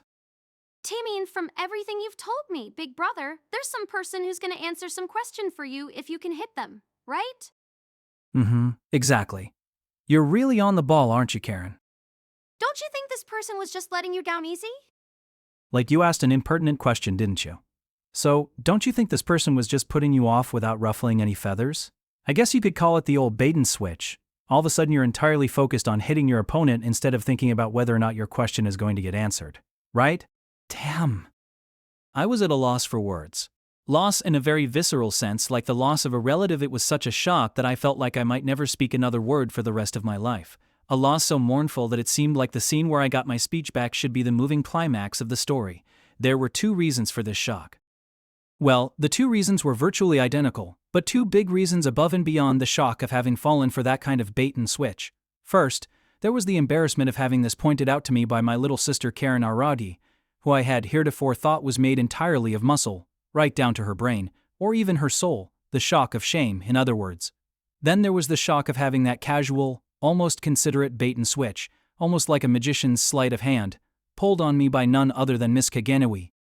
To think that Yozuru Kaganui, a walking tempest who always tries to solve everything with violence, would do something like that. At some point I had likened Shinobu to a hurricane, but Miss Kaganui was a calamity with the potential to do even more damage. That's how dangerous she was, and yet, well, maybe it was precisely because she was that kind of person that Karen had been able to see through the stratagem. See, so that's Miss Kagenui's version of acting like an adult. Unlike Oshino and Kaki, by turning my indiscreet question into a game, she wrapped things up without making them awkward. No, maybe my question had been so intrusive that instead of leaping straight into solving the situation with violence, she'd had to opt for that kind of street-smart adult behavior. But if that's true, what am I supposed to do about it? I asked Karen. Thoroughly dispirited by my own rashness. That is, by the fact that I'd once again acted on impulse, I equally thoroughly put myself in Karen's hands. At this point, I idolized my little sister Karen as my savior. How the hell should I know? Figure it out for yourself. My savior was cold. But yeah, if someone showed me that kind of consideration, forced that kind of consideration on me, I'd do my best not to embarrass her. At the very least, I'd try not to let it come out that I'd consulted my exemplary little sister about it and figured out that the whole challenge idea was just a pretext. Not sure who this exemplary sister you're talking about is, but well, yeah, it'd be pretty uncouth to point that out. Pretending not to consider someone's casual consideration. Sounds like something Kanburo would do. Maybe that was what I needed to do at this point. But then, could I? If I pretend not to have considered it, I'm still headed for a showdown. In other words, I'm challenging her to a pointless fight I know I have no hope of winning, and I'm gonna get the shit beaten out of me. Too bad! Go get the shit beaten out of you. You don't have any interest in keeping your big brother safe? The only thing I'm interested in is keeping my big brother honest. What if he honestly doesn't want to get the shit beaten out of him? And my honesty aside, if I tried to hide my intention to return the favor, by which I mean Ms. Kagenui's casual consideration, I really was going to need some kind of pretext when I faced her. I couldn't rush blindly into battle without preparing some possible means of success. She'd suspect that I'd come intending to throw the match, but she also wasn't the type of person to just let it go if I gave up and said, I've decided to forget about our challenge. Even if she were, I didn't want to embarrass her. What a mindfuck. Did I actually have to figure out a way to try to land a blow not in order to win, but to lose convincingly? I had to come up with a way to win, but mustn't win that way. Why was I stuck doing all this cloak and dagger maneuvering? It was like getting a question wrong on purpose to keep the class average from going up too much. If this was the price of acting on impulse, it was too steep for me. Looks like a body's come to the end of the line, as she would say. Your body's come to the end of the line? Wow, you mastered the martial arts just like that, big brother. What a dumbass. And this dumbass was the one who'd pointed out how insensitive I'd been. The epilogue, or maybe the punchline of this story. So, how did I fix this blunder, you ask? How did I put together an ersatz strategy for victory? Well, it was nothing to be proud of. It's not like there's all that much variation in my patterns of thought and behavior. I decided to retread the way I took on Miss Kagenui over summer break. Even if it's a little late at this point, I'll give a quick summary for those of you who don't know what I'm talking about. One day over the summer, in order to challenge Miss Kagenui, I let the legendary vampire Shinobu Oshino, or what's left of her anyway, drink my blood, thereby mutually raising our vampiric levels and strengthening myself and her. The thing is, however much I may have raised my skill as a vampire, I was shockingly helpless in the face of Miss Kagenui, specialist in immortal aberrations. Nevertheless, that had been the best option available to me. The worst, but at the same time, the best. So if there were no restrictions letting Shinobu drink even more of my blood, empowering myself up to face Miss Kagenui would be my ace in the hole. A no-brainer. An obvious choice for how to defeat her at this game she cooked up, but this time I couldn't use that plan as such. I could no longer turn myself into a vampire, and Miss Kagenui knew it, so if I pretended that I had, then yeah, it would only make the beating I received that much worse. And anyway, if I gave any sign of becoming more vampire-sized than I already was, as an expert who takes down immortal aberrations in the name of justice, Miss Kagenui would obliterate me without fail. The fact that she let me go over summer break was nothing short of a miracle since she's fundamentally not one for sob stories, since she's a pro. So vampiricization was off the table even as a strategy for losing, but the possibility of having Shinobu exercise her power on my behalf, well, that idea was alive and well. Her power to manifest matter, specifically. One of Shinobu's fabulous abilities I like to call them, is that she can completely ignore the laws of conservation, of energy, and mass to construct at will out of shadows and darkness anything that she's able to imagine. And so, on this occasion I had her make me a pistol, a handgun, a firearm. Woohoo! I don't care how strong Miss Kagenui is. With a gun, beating her will be a cinch. Yeah right, I wouldn't even be able to beat her with a bazooka. A silver bullet might kill her if she were a vampire. But no matter what kind of bullet I used, nothing was going to penetrate Miss Kagenui's defenses, let alone kill her. I went with the gun idea in spite of all this for purely rhetorical reasons. Hit, she had said. If I hit her even once it would do, so it shouldn't matter if I hit her with my fist, or with a bullet. Exactly the kind of rash impulse a complete idiot like myself would act on, and crucially it was 100% destined to fail. It was extremely convincing as bad ideas go on, so I pulled the trigger. The bullet wouldn't even graze Miss Kagenui. A moronic high schooler with a moronic little sister played a game and lost, end of story. As a spur-of-the-moment response or casual consideration, no, as a blunder in response to a mishap, I'd say it deserved a passing grade. Which is how I ended up going to Kitashira Hebi Shrine the next day with a pistol in my hand.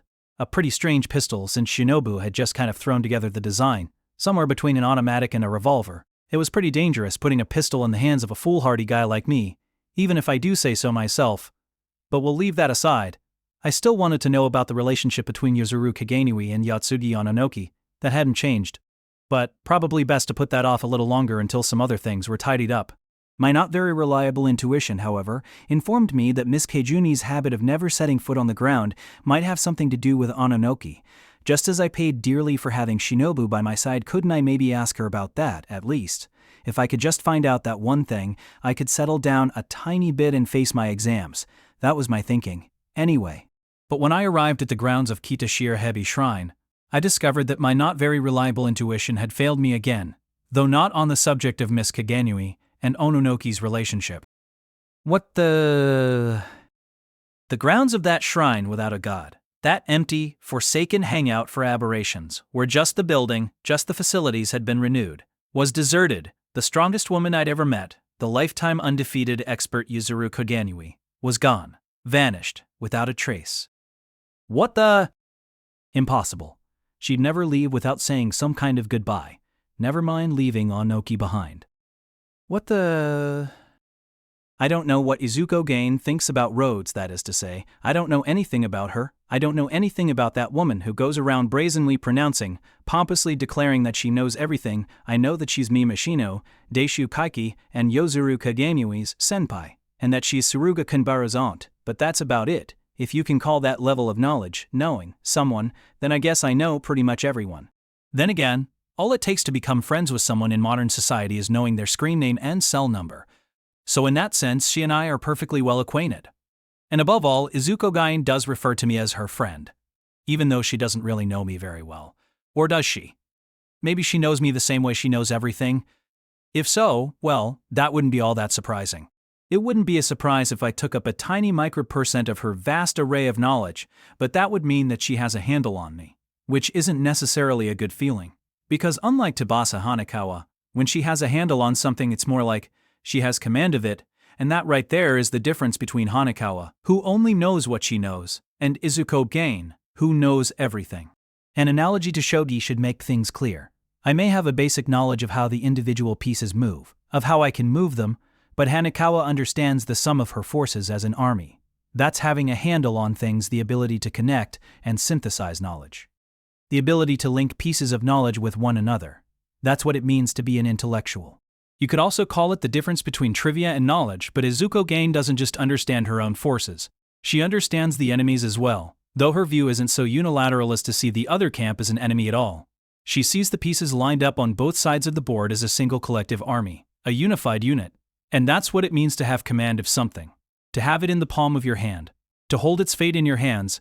In one sense, that means that she's the kind of all-around shogi player who can sit on either side of the table, who can go first or second, and it doesn't matter, but being seen as one of them by someone like that goes beyond not necessarily a good feeling, it's full-on creepy.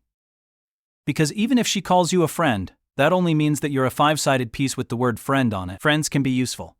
The path of friendship has a certain utility. That's all.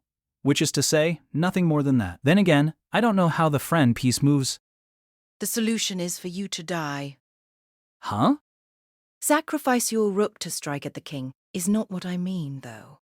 Huh? Don't worry, it'll only hurt for an instant. Miss Gain said as she swung her sword. I felt like I'd seen that sword before. No, not quite, not at all. I'd never seen that particular sword before in my life, but it resembled one with which I was familiar. Resembled? That's not right either. That makes it sound like the one I know is the real thing. But the sword I'd seen in the past, that I'd known in the past, that I'd cut and been cut with, that was the replica. While the katana she was presently swinging was the real deal. A katana known as the Aberration Slayer. The Aberration Slayer. The original Aberration Slayer, supposed to have vanished long ago. That katana, that real deal katana slashed through me. Through my fingers, my wrists, my elbows, my biceps, my shoulders, my ankles, my shins, my knees, my thighs, my hips, my waist, my belly, my chest, my collarbones, my neck, my throat, my jaw, my nose, my eyes, my brain, my scalpit, cut all of them. Into slices. In an instant. I tried to scream, but my mouth, my throat, my lungs, had all been sliced into rings like the kind you use for a ring toss. The instant part hadn't been a lie, but Miss Gan had told one, and a whopper at that, because that sword moves so fast, so blazingly fast, that I didn't feel any pain at all.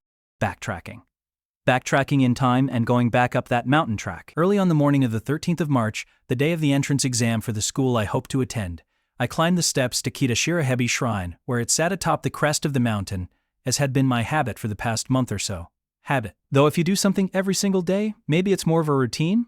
Well, since I was basically hiking or maybe trail running every day, it was good for my health, but the reason I stuck to my routine so readily, without even thinking about it, even on the day that was going to decide the course of my future, might actually be that I'm a diligent guy.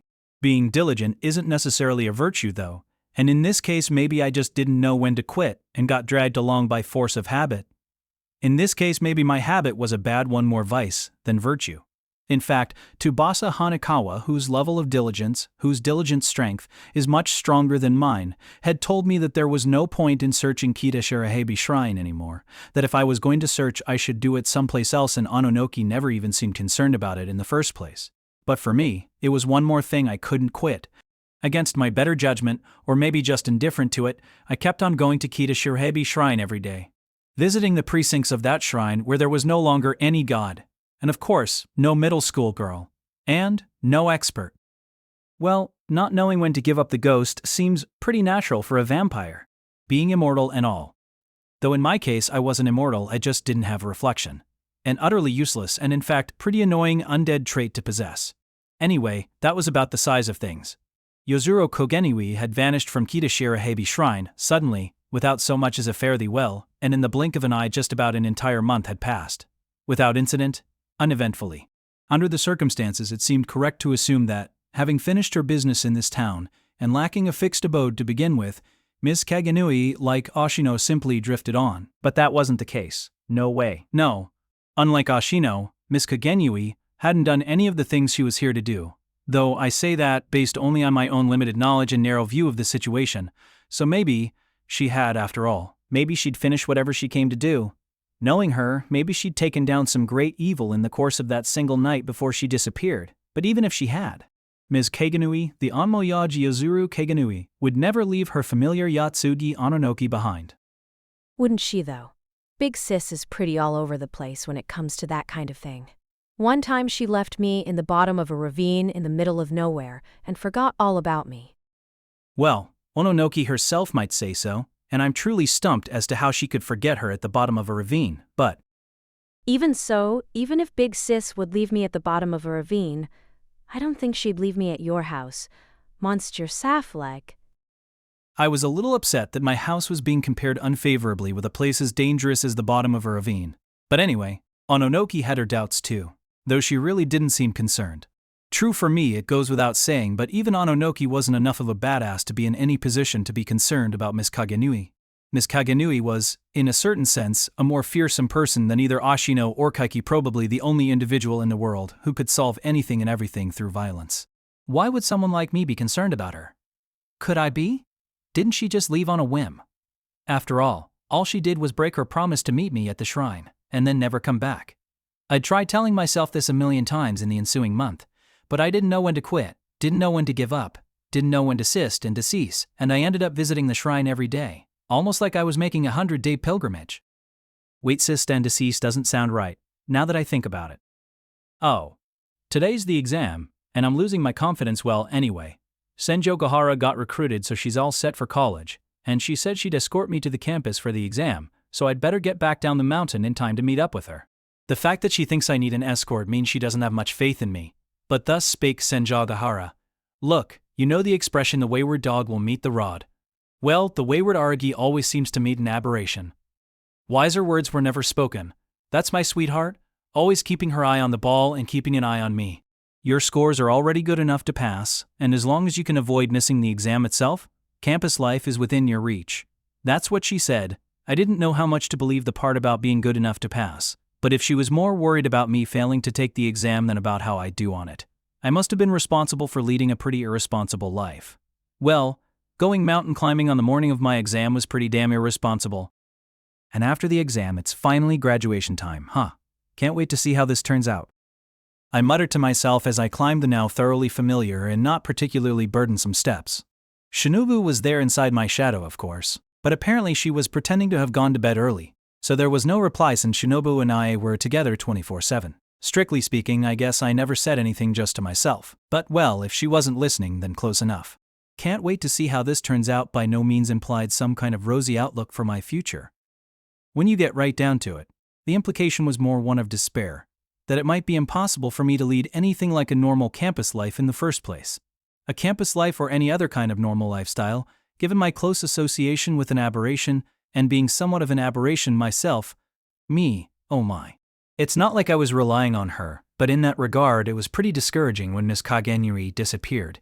It had been a real support to have her there to talk to. When I realized that I, myself, was an aberration, the fact that that support had been completely removed was perhaps another reason I was making this daily pilgrimage. Maybe I was just pretending to be worried about Miss Kagenui, like it was no big deal, and really I was just worried about my own precious self.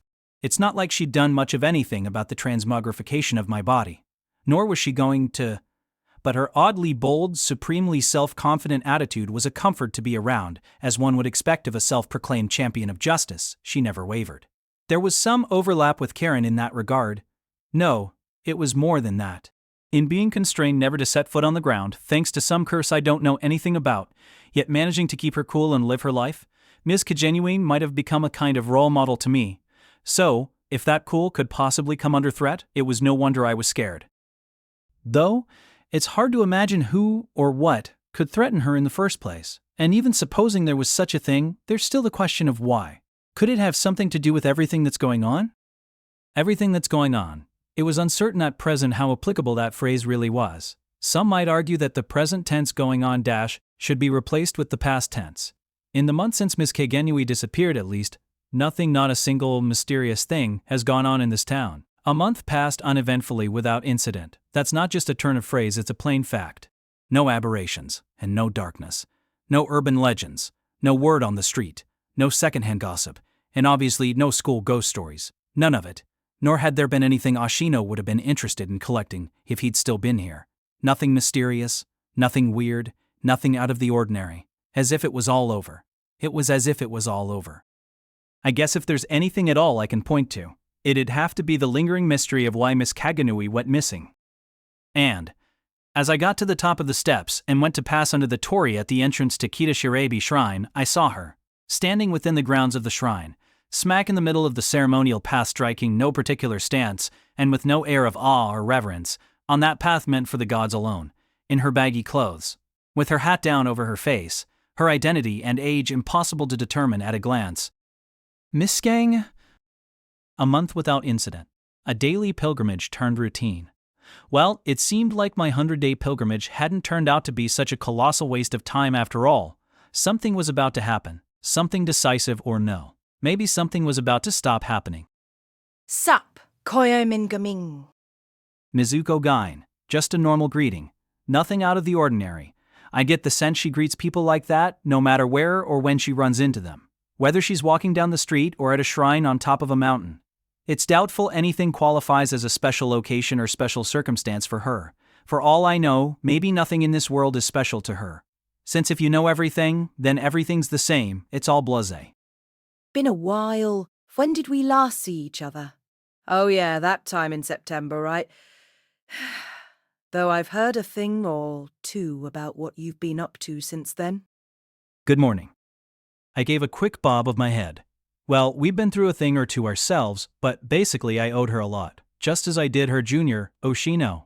No, it wasn't just about returning a favor or something. Insofar as I'd been pretty damn ungrateful, betrayed her, even I owed her an even larger debt than I did Oshino. Even if I wouldn't go so far as to call it guilt, I can't deny that I felt awkward or sheepish around her. So to be confronted by her like this, without warning, nope, couldn't look her in the eye dead. By contrast, Ms. Gain didn't seem to harbor any ill will whatsoever and was grinning same as she had been the last time we met. Though her grin never slips even as she uses, abandons and bleeds dry the people around her. So that part didn't make me feel any better. And considering what happened to Sengoku and Hachikuji, Nadeko Sengoku and Mayoi Hachikuji, it wouldn't have been a surprise if I were angry at her. But some part of me knew that that anger would have been misplaced. Part of me, but... Seems like you went through some serious shit physically, Koyomin. No, it wasn't that serious. Guess you're right. Considering everything you've done, the crazy crisis you've been through, maybe your current physical situation, your state of health, isn't something to be all that worried about. I guess if anyone's situation is serious. Ms. Gain looked behind her. The only thing behind her at the moment was the brand spanking new shrine building, though it was just an empty structure, with nothing doing in the object of worship department. In which sense, it wasn't all that different from that shed thing I'd made in class way back when. Though the carpenters who built the shrine might be pretty offended by the comparison. It's Yuzuru.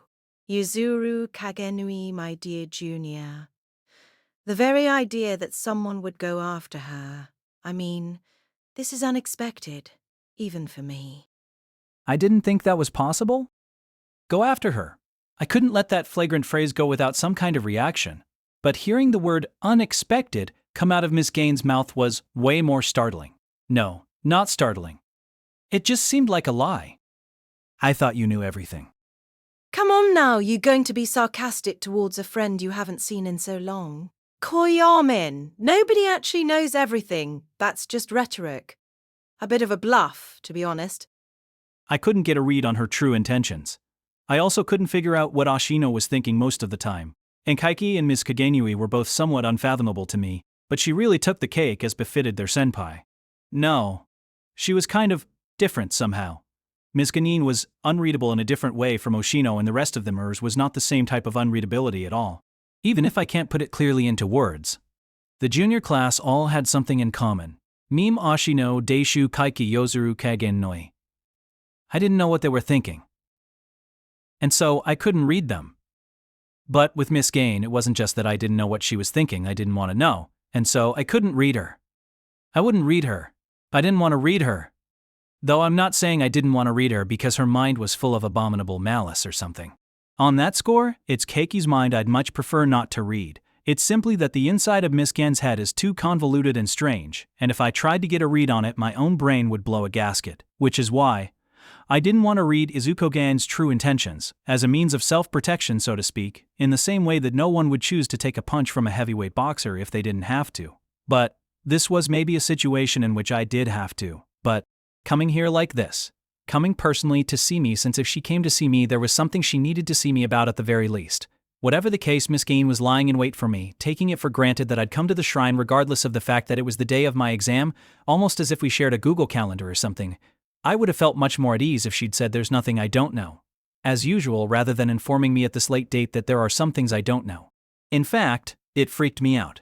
Rather than knowing there was something afoot in our little backwater that even Miss Gain didn't have a grasp on, I would so much rather believe that that part was just rhetorical, just a mean little joke among friends, or plain old humility. Please let me believe that. Don't look at me like that. That's no way to look at a friend, Koyomin, when I say unexpected. Well, when you roll a die with ones on 5 sides and it comes up 6, that's unexpected, isn't it? You know perfectly well that it's statistically possible for it to come up 6. But one thing I do know is that it's hard for statistically unlikely things to happen. I never would have expected there to be someone who would take action against Yuzuru Kagenui. Violence personified, which is exactly why I sent her here to cope with the abnormal situation occurring in your body. Someone who would take action against her is a phrase that doesn't sit well with me, I have to say. In response to this doubt that I nervously and, in my own way, cautiously raised, Miss Gain cocked her head with a theatrical hum. What do you mean, Koyomin? No, I'm very grateful and everything that you sent Miss Kajinui here on my behalf.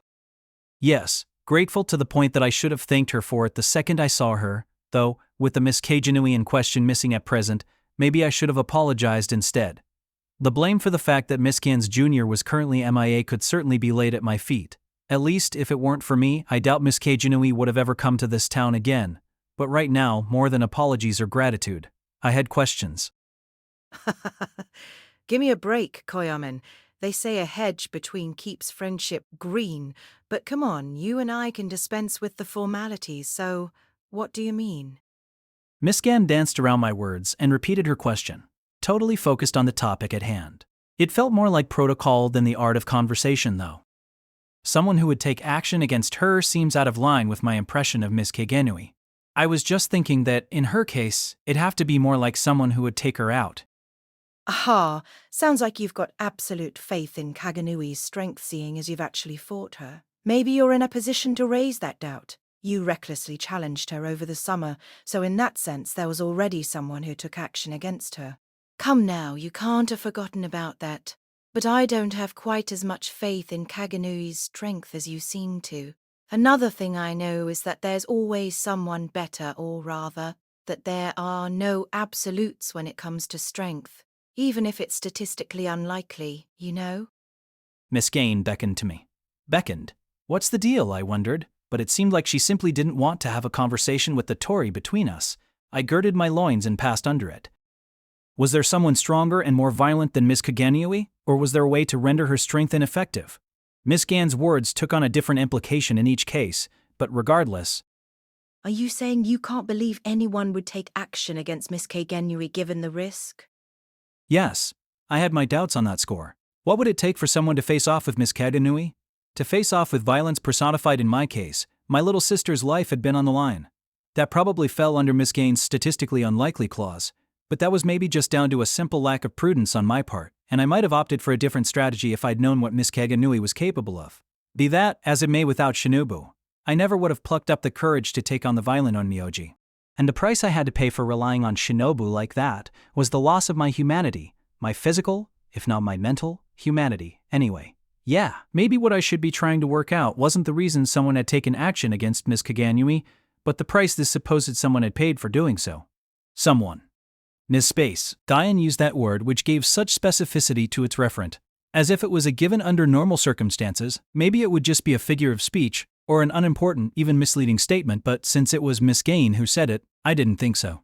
In other words, any hope that Miss Kagenui had quit her HQ at the shrine of her own volition was hereby completely thoroughly eliminated. Someone, a word you usually use to describe a human being, but which you could also use to describe an aberration or even something else. Just what exactly was Miss Gain referring to when she said, someone? Well, as an expert who lives as she does, fighting as she does, there's no question she has a way of incurring people's enmity. But she doesn't invoke justice on a whim, or as an affectation. People may bear grudges against her, but I don't think anyone does so without justification. As someone with not one but two little sisters who invoke justice on a whim, and as an affectation, that really made my ears burn, or it gave me heartburn. In other words, you think that Miss Kagenui herself wasn't the source of the trouble. It's not a question of what I think, Koyomin, that's just the fact of the matter, by the way. How's Yotsugi? Huh? She changed the subject so suddenly that I was taken off guard, but since it was Miss Gain doing it, it must have been a necessary protocol had to be. I answered her, fully aware that it was dangerous to go along with someone's protocol when you didn't know where it was heading, or were unable to, not wanting to read her true intention. Obviously, Miss Kagenui was Ononoki's primary guardian, but in light of Ononoki's origin, Miss Gain was also one of her guardians, broadly speaking, and guardians have the right to know how their charges are doing. She's doing well. Since she's totally expressionless, I don't actually know how she's feeling about this particular matter, but that girl knows Miss Kagenui better than anyone, and she doesn't seem to be concerned at the moment. Judging that there was no need to provide detailed information on her fiendish desire for ice cream and so forth, I summarized Ononoki's status report as such. I mean, I imagine that's what Ms. Gain wanted to know. Yotsugi knows Kagenui better than anyone? Seems like you don't know much of anything, Koyomin. Huh? Well, as long as you aren't weirdly pretending to know all about Yotsugi the aberration, then it's all good. And incidentally, since I know everything, naturally I know about Yotsugi too, Miss Gain said. She's surprisingly self-congratulatory. Though when it comes to Ononoki, she's pretty much right on the money when she says I don't know a damn thing. We've been living under the same roof for almost a month, but I don't know much about that little tween other than the fact that she likes ice cream, and that information is all but useless. Then again, given how your own transformation into an aberration is progressing, it's not like you wouldn't understand someone else just because they were an aberration, though some vision of mutual comprehension based solely on the fact you're both aberrations would be a fantasy. Uh-huh. Well, Ononoki and Shinobu definitely don't see eye to eye, by virtue of which things are currently pretty tense in the Araragi room at the Araragi residence. At first it was constant fighting, but now it's more like a cold war, with Ononoki doing her thing during the day, and Shinobu remaining nocturnal, keeping out of each other's way and living a life of non-communication. Honestly, it was stressful, and you can imagine how little progress I was making with my exam prep lately. It was down to the wire. Not to mention the fact that Yotsugi's peculiar, even among aberrations being artificial and all. Artificial? I imagine she was even totally calm when she confronted Tadatsuru, right? I tested her once. I made her fight Kagenui. Ms. Gain just tossed off this mind-blower like it was nothing. I wondered if she possessed anything like human compassion, you know? At the time, I didn't think it was so unlikely that she might, but she attacked her big sis without a moment's hesitation. The match itself ended with Kagenui victorious, though. It was just like her not to order Yotsugi to stop, even though she could have. Oh, but don't worry, Koyami. I'm not telling you this all of a sudden, because I think Yotsugi Ononoki is the cause, the culprit, behind Kagenui's disappearance or anything. Such a suspicion had only barely crossed the back of my mind, but Miss Gain quickly brushed it away. The combination of nonchalance and a zero tolerance for wasted action reminded me of the kind of shogi problems they said in the newspaper. Since she wouldn't make a move like that unless she was ordered to, unless she was directed to. Sure, I guess you're right. The fact that she purposely phrased it that way, that she said Ononoki wouldn't make a move, demonstrated that Miss Gain wasn't completely denying her individuality, her free will, but looking back on how Ononoki had seemed when she took on Tadatsuru, Miss Gain definitely seemed to be onto something. Just as Ononoki has no expression, She has no emotion, and so, of course, no compassion. Then again, that's exactly why Kogenui was removed. Removed? I was getting fed up with reacting like that to every word Ms. Gaines said. I may not be able to read her intentions, but I'd rather retain my composure and dignity while I was facing her. Was that impossible without the gravitas of, say, a Hanekawa? Though it beggars the imagination to try and picture the two of them having a conversation. What do you mean, removed? Like I said, Kagenui's disappearance has nothing to do with Kagenui herself. Koyominchi was essentially unconnected to the series of stories that unfolded in this town. She almost got involved on account of your little sister, but that was avoided thanks to your efforts. More declined than avoided, really, glossed Miss Gann. Which is precisely why I sent her in this time. But I guess the problem was more deep-seated than I expected. Even if it was more deep-seated than you expected. I'm sure you knew about it? Don't take it out on me, Koyame. It's not like I'm not broken up too. My adorable junior was your collateral damage. Kadenui may have been collateral damage, but it was Kaki who got entangled in it. I really do wonder what happened to him. There's a mess of intel, and I know all of it. But the problem is that it's probably all false. He probably spread most of that himself, though. A wayward junior is a senpai's woe. As for Oshino, haha. Miss Gaines started to say something about him, but lightly laughed it off. As far as I was concerned, there was nothing to laugh about, whether she was talking about Oshino, which goes without saying, or Miss Kagenui, naturally, but even Kaiki. No, Kaiki gets what he deserves. So don't let that bother you, though given your nature, Koyomen, I imagine that's impossible. But really, don't let it bother you. Nor Oshino, but as far as Kagenui is concerned, let me make something clear right now, for the sake of the future. For the sake of your future, Koyomin, and that of this town. My... future... For your sake now and to come. Though when it comes to the town, that's not all on you.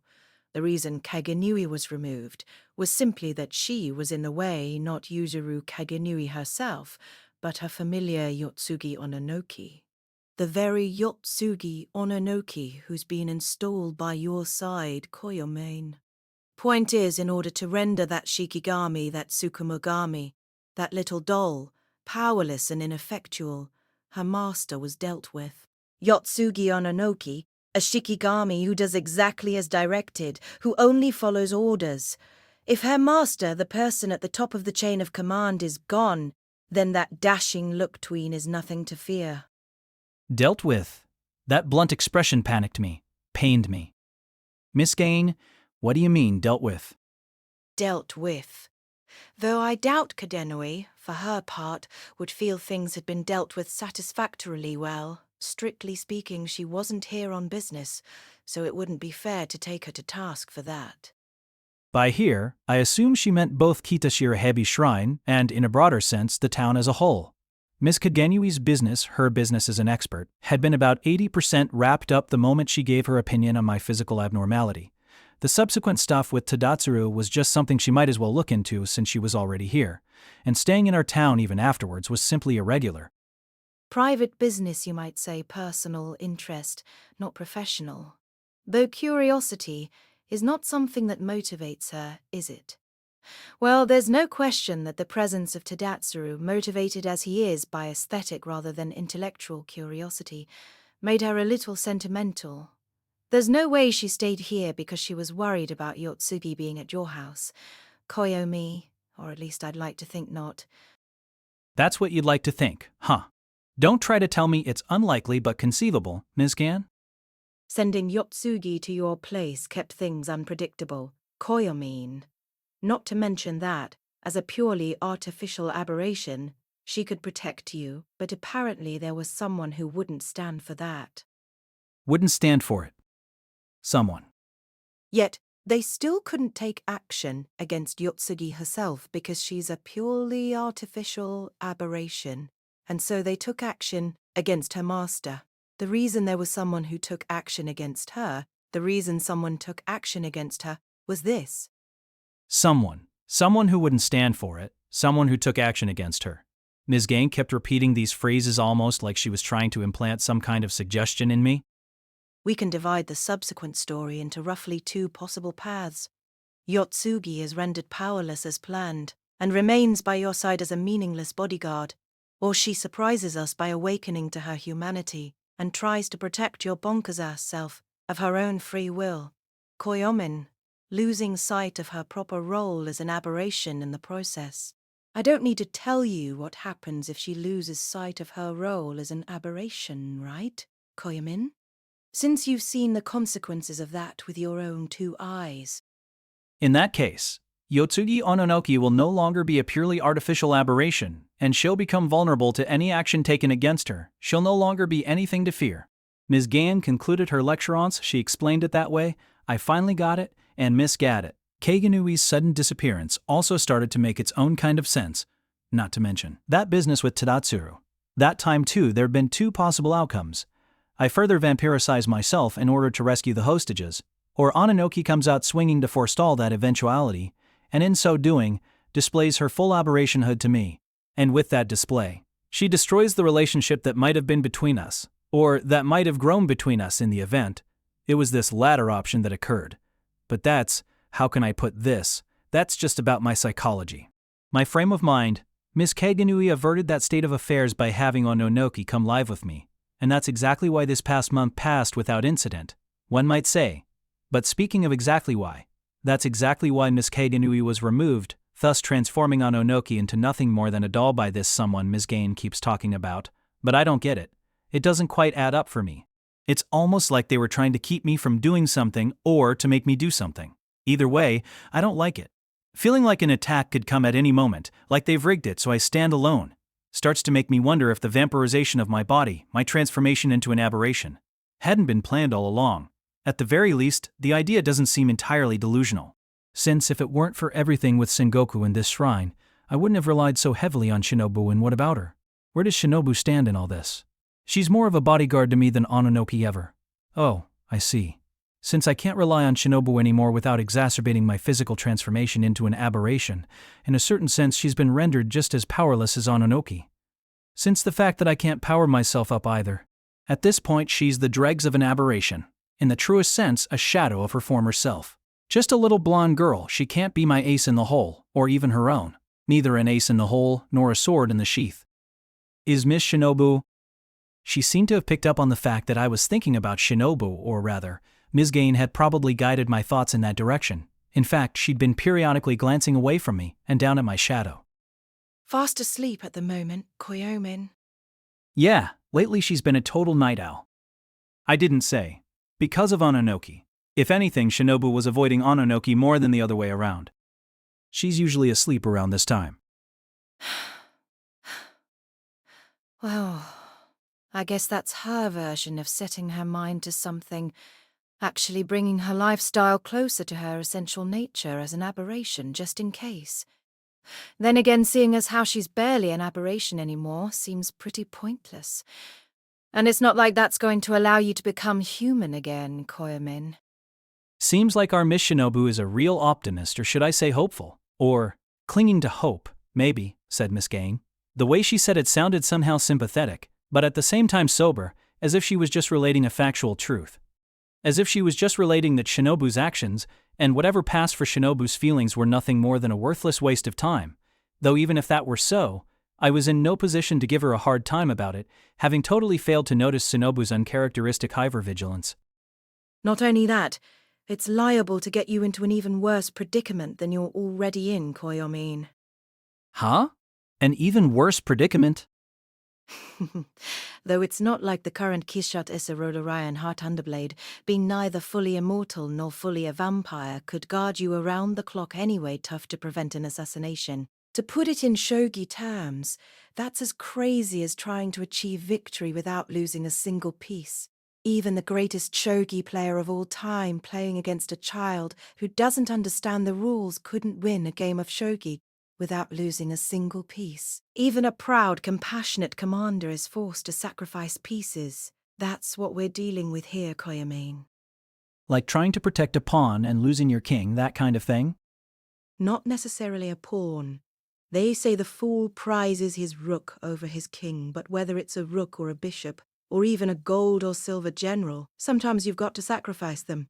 The king is the only piece that can never be sacrificed. Shogi's an amazing game when you think about it. Even if you lose every piece on the board other than the king, you can still win as long as your king is alive. That's quite a balance for a game, don't you think? It's a good design. Or a good reflection of reality. Maybe now then, Koyomin. Do you think you're the king? Caught off guard by the question, I didn't have a chance to think at all before responding reflexively, Mudo so kafene? Oh, no, not a chance. Maybe I should have given a more considered answer, but I'm not nearly cheery enough to be able to call myself the king, even if the vampire is the king of aberrations. The king? That's absurd. That's what I thought. You're such a humble guy. And at the moment, there's no king in this town. You're not the king. And neither is Kissshot Esarola Ryan Heart Underblade. And Nadeko Sengoku. Just as she'd done before. Miss Gain turned and looked at the shrine building behind her. Dash is gone. Right now, this town's throne is empty, which is causing certain inconveniences. In other words, it's like playing shogi without a king. Haha. I've heard of playing with a handicap of a rook and a bishop, but playing shogi with your king as a handicap is a rare bird. How would you even determine the winner? In that case, no one would win and no one would lose. Since there wouldn't be any parameters for determining victory or defeat. Exactly. A situation where no one wins and no one loses. That's what you'd call anarchy. It's not like the king has to be the strongest piece, it just has to be there. As long as it's there, the land is under control, even if that land is a battlefield. Comparing the town to a game of shogi isn't really enlightening me any, let alone calling it a battlefield. I told her how I honestly felt. Expressing how I honestly felt was apt to know. I'm not sure that was how I honestly felt. Maybe I just didn't want to be sure. Vacancy. I'm pretty sure it was Keiki who said something about the vacuum that precedes the chaos. Though that reminds me, Miss Kagenui was talking about shogi as well, about how she and Kaiki and Ashino used to compose shogi problems for each other or something. Haha. Shogi problems are tough without a king as well. But with those, all you need is one king, right? It's okay if the other throne is empty. There are dual monarch shogi problems too, but that's neither here nor there. Perhaps instinctively sensing danger, I tried to nudge the conversation away from the topic at hand, but Miss Gain brooked no such digressions. The shogi metaphor was just me being pretentious. I wasn't really trying to make it easier for you to understand. She said. And comparing the king to a god is, well, pretty customary. There's no god piece in shogi after all. Now, if you'll allow me to continue with what I was saying, Ashino tried to spiritually stabilize this town without filling that vacancy, but I tried to put someone on the throne, even if it was just for show.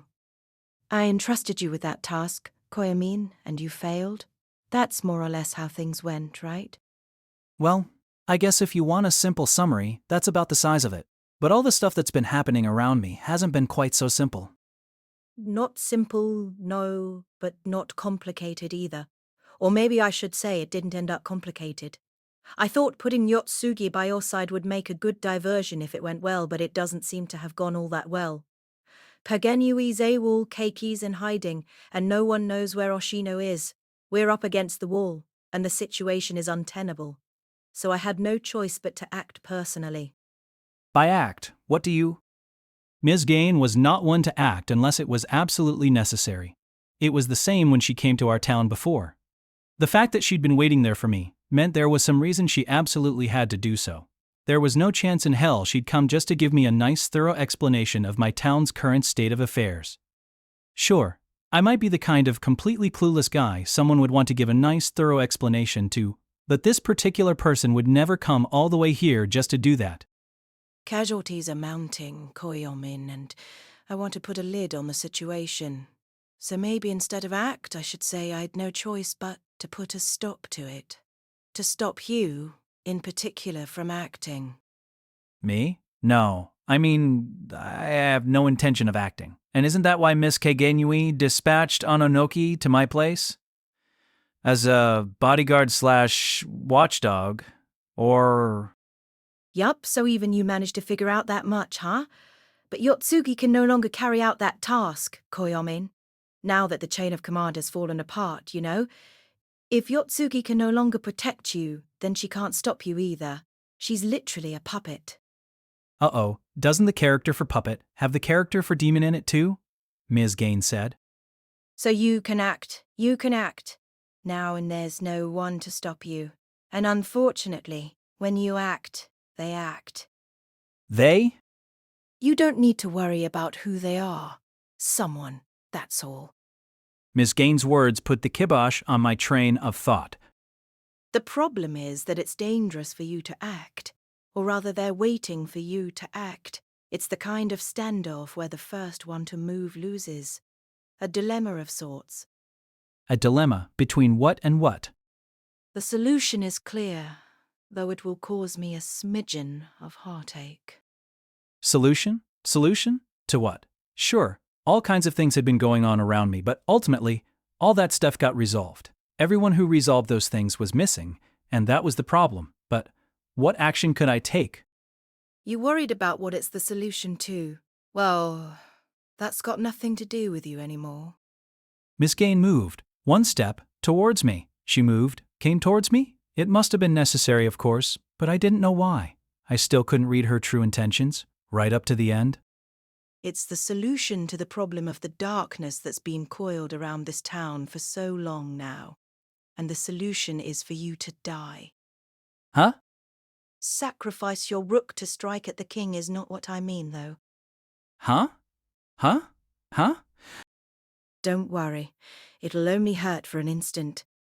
Miss Gaines said as she swung her sword. I felt like I'd seen that sword before. No, not quite, not at all. I'd never seen that particular sword before in my life, but it resembled one with which I was familiar. Resembled? That's not right either. That makes it sound like the one I know is the real thing, the sword I'd seen in the past, that I'd known in the past that I'd cut and been cut with, was the replica, while the katana she was presently swinging was the real deal.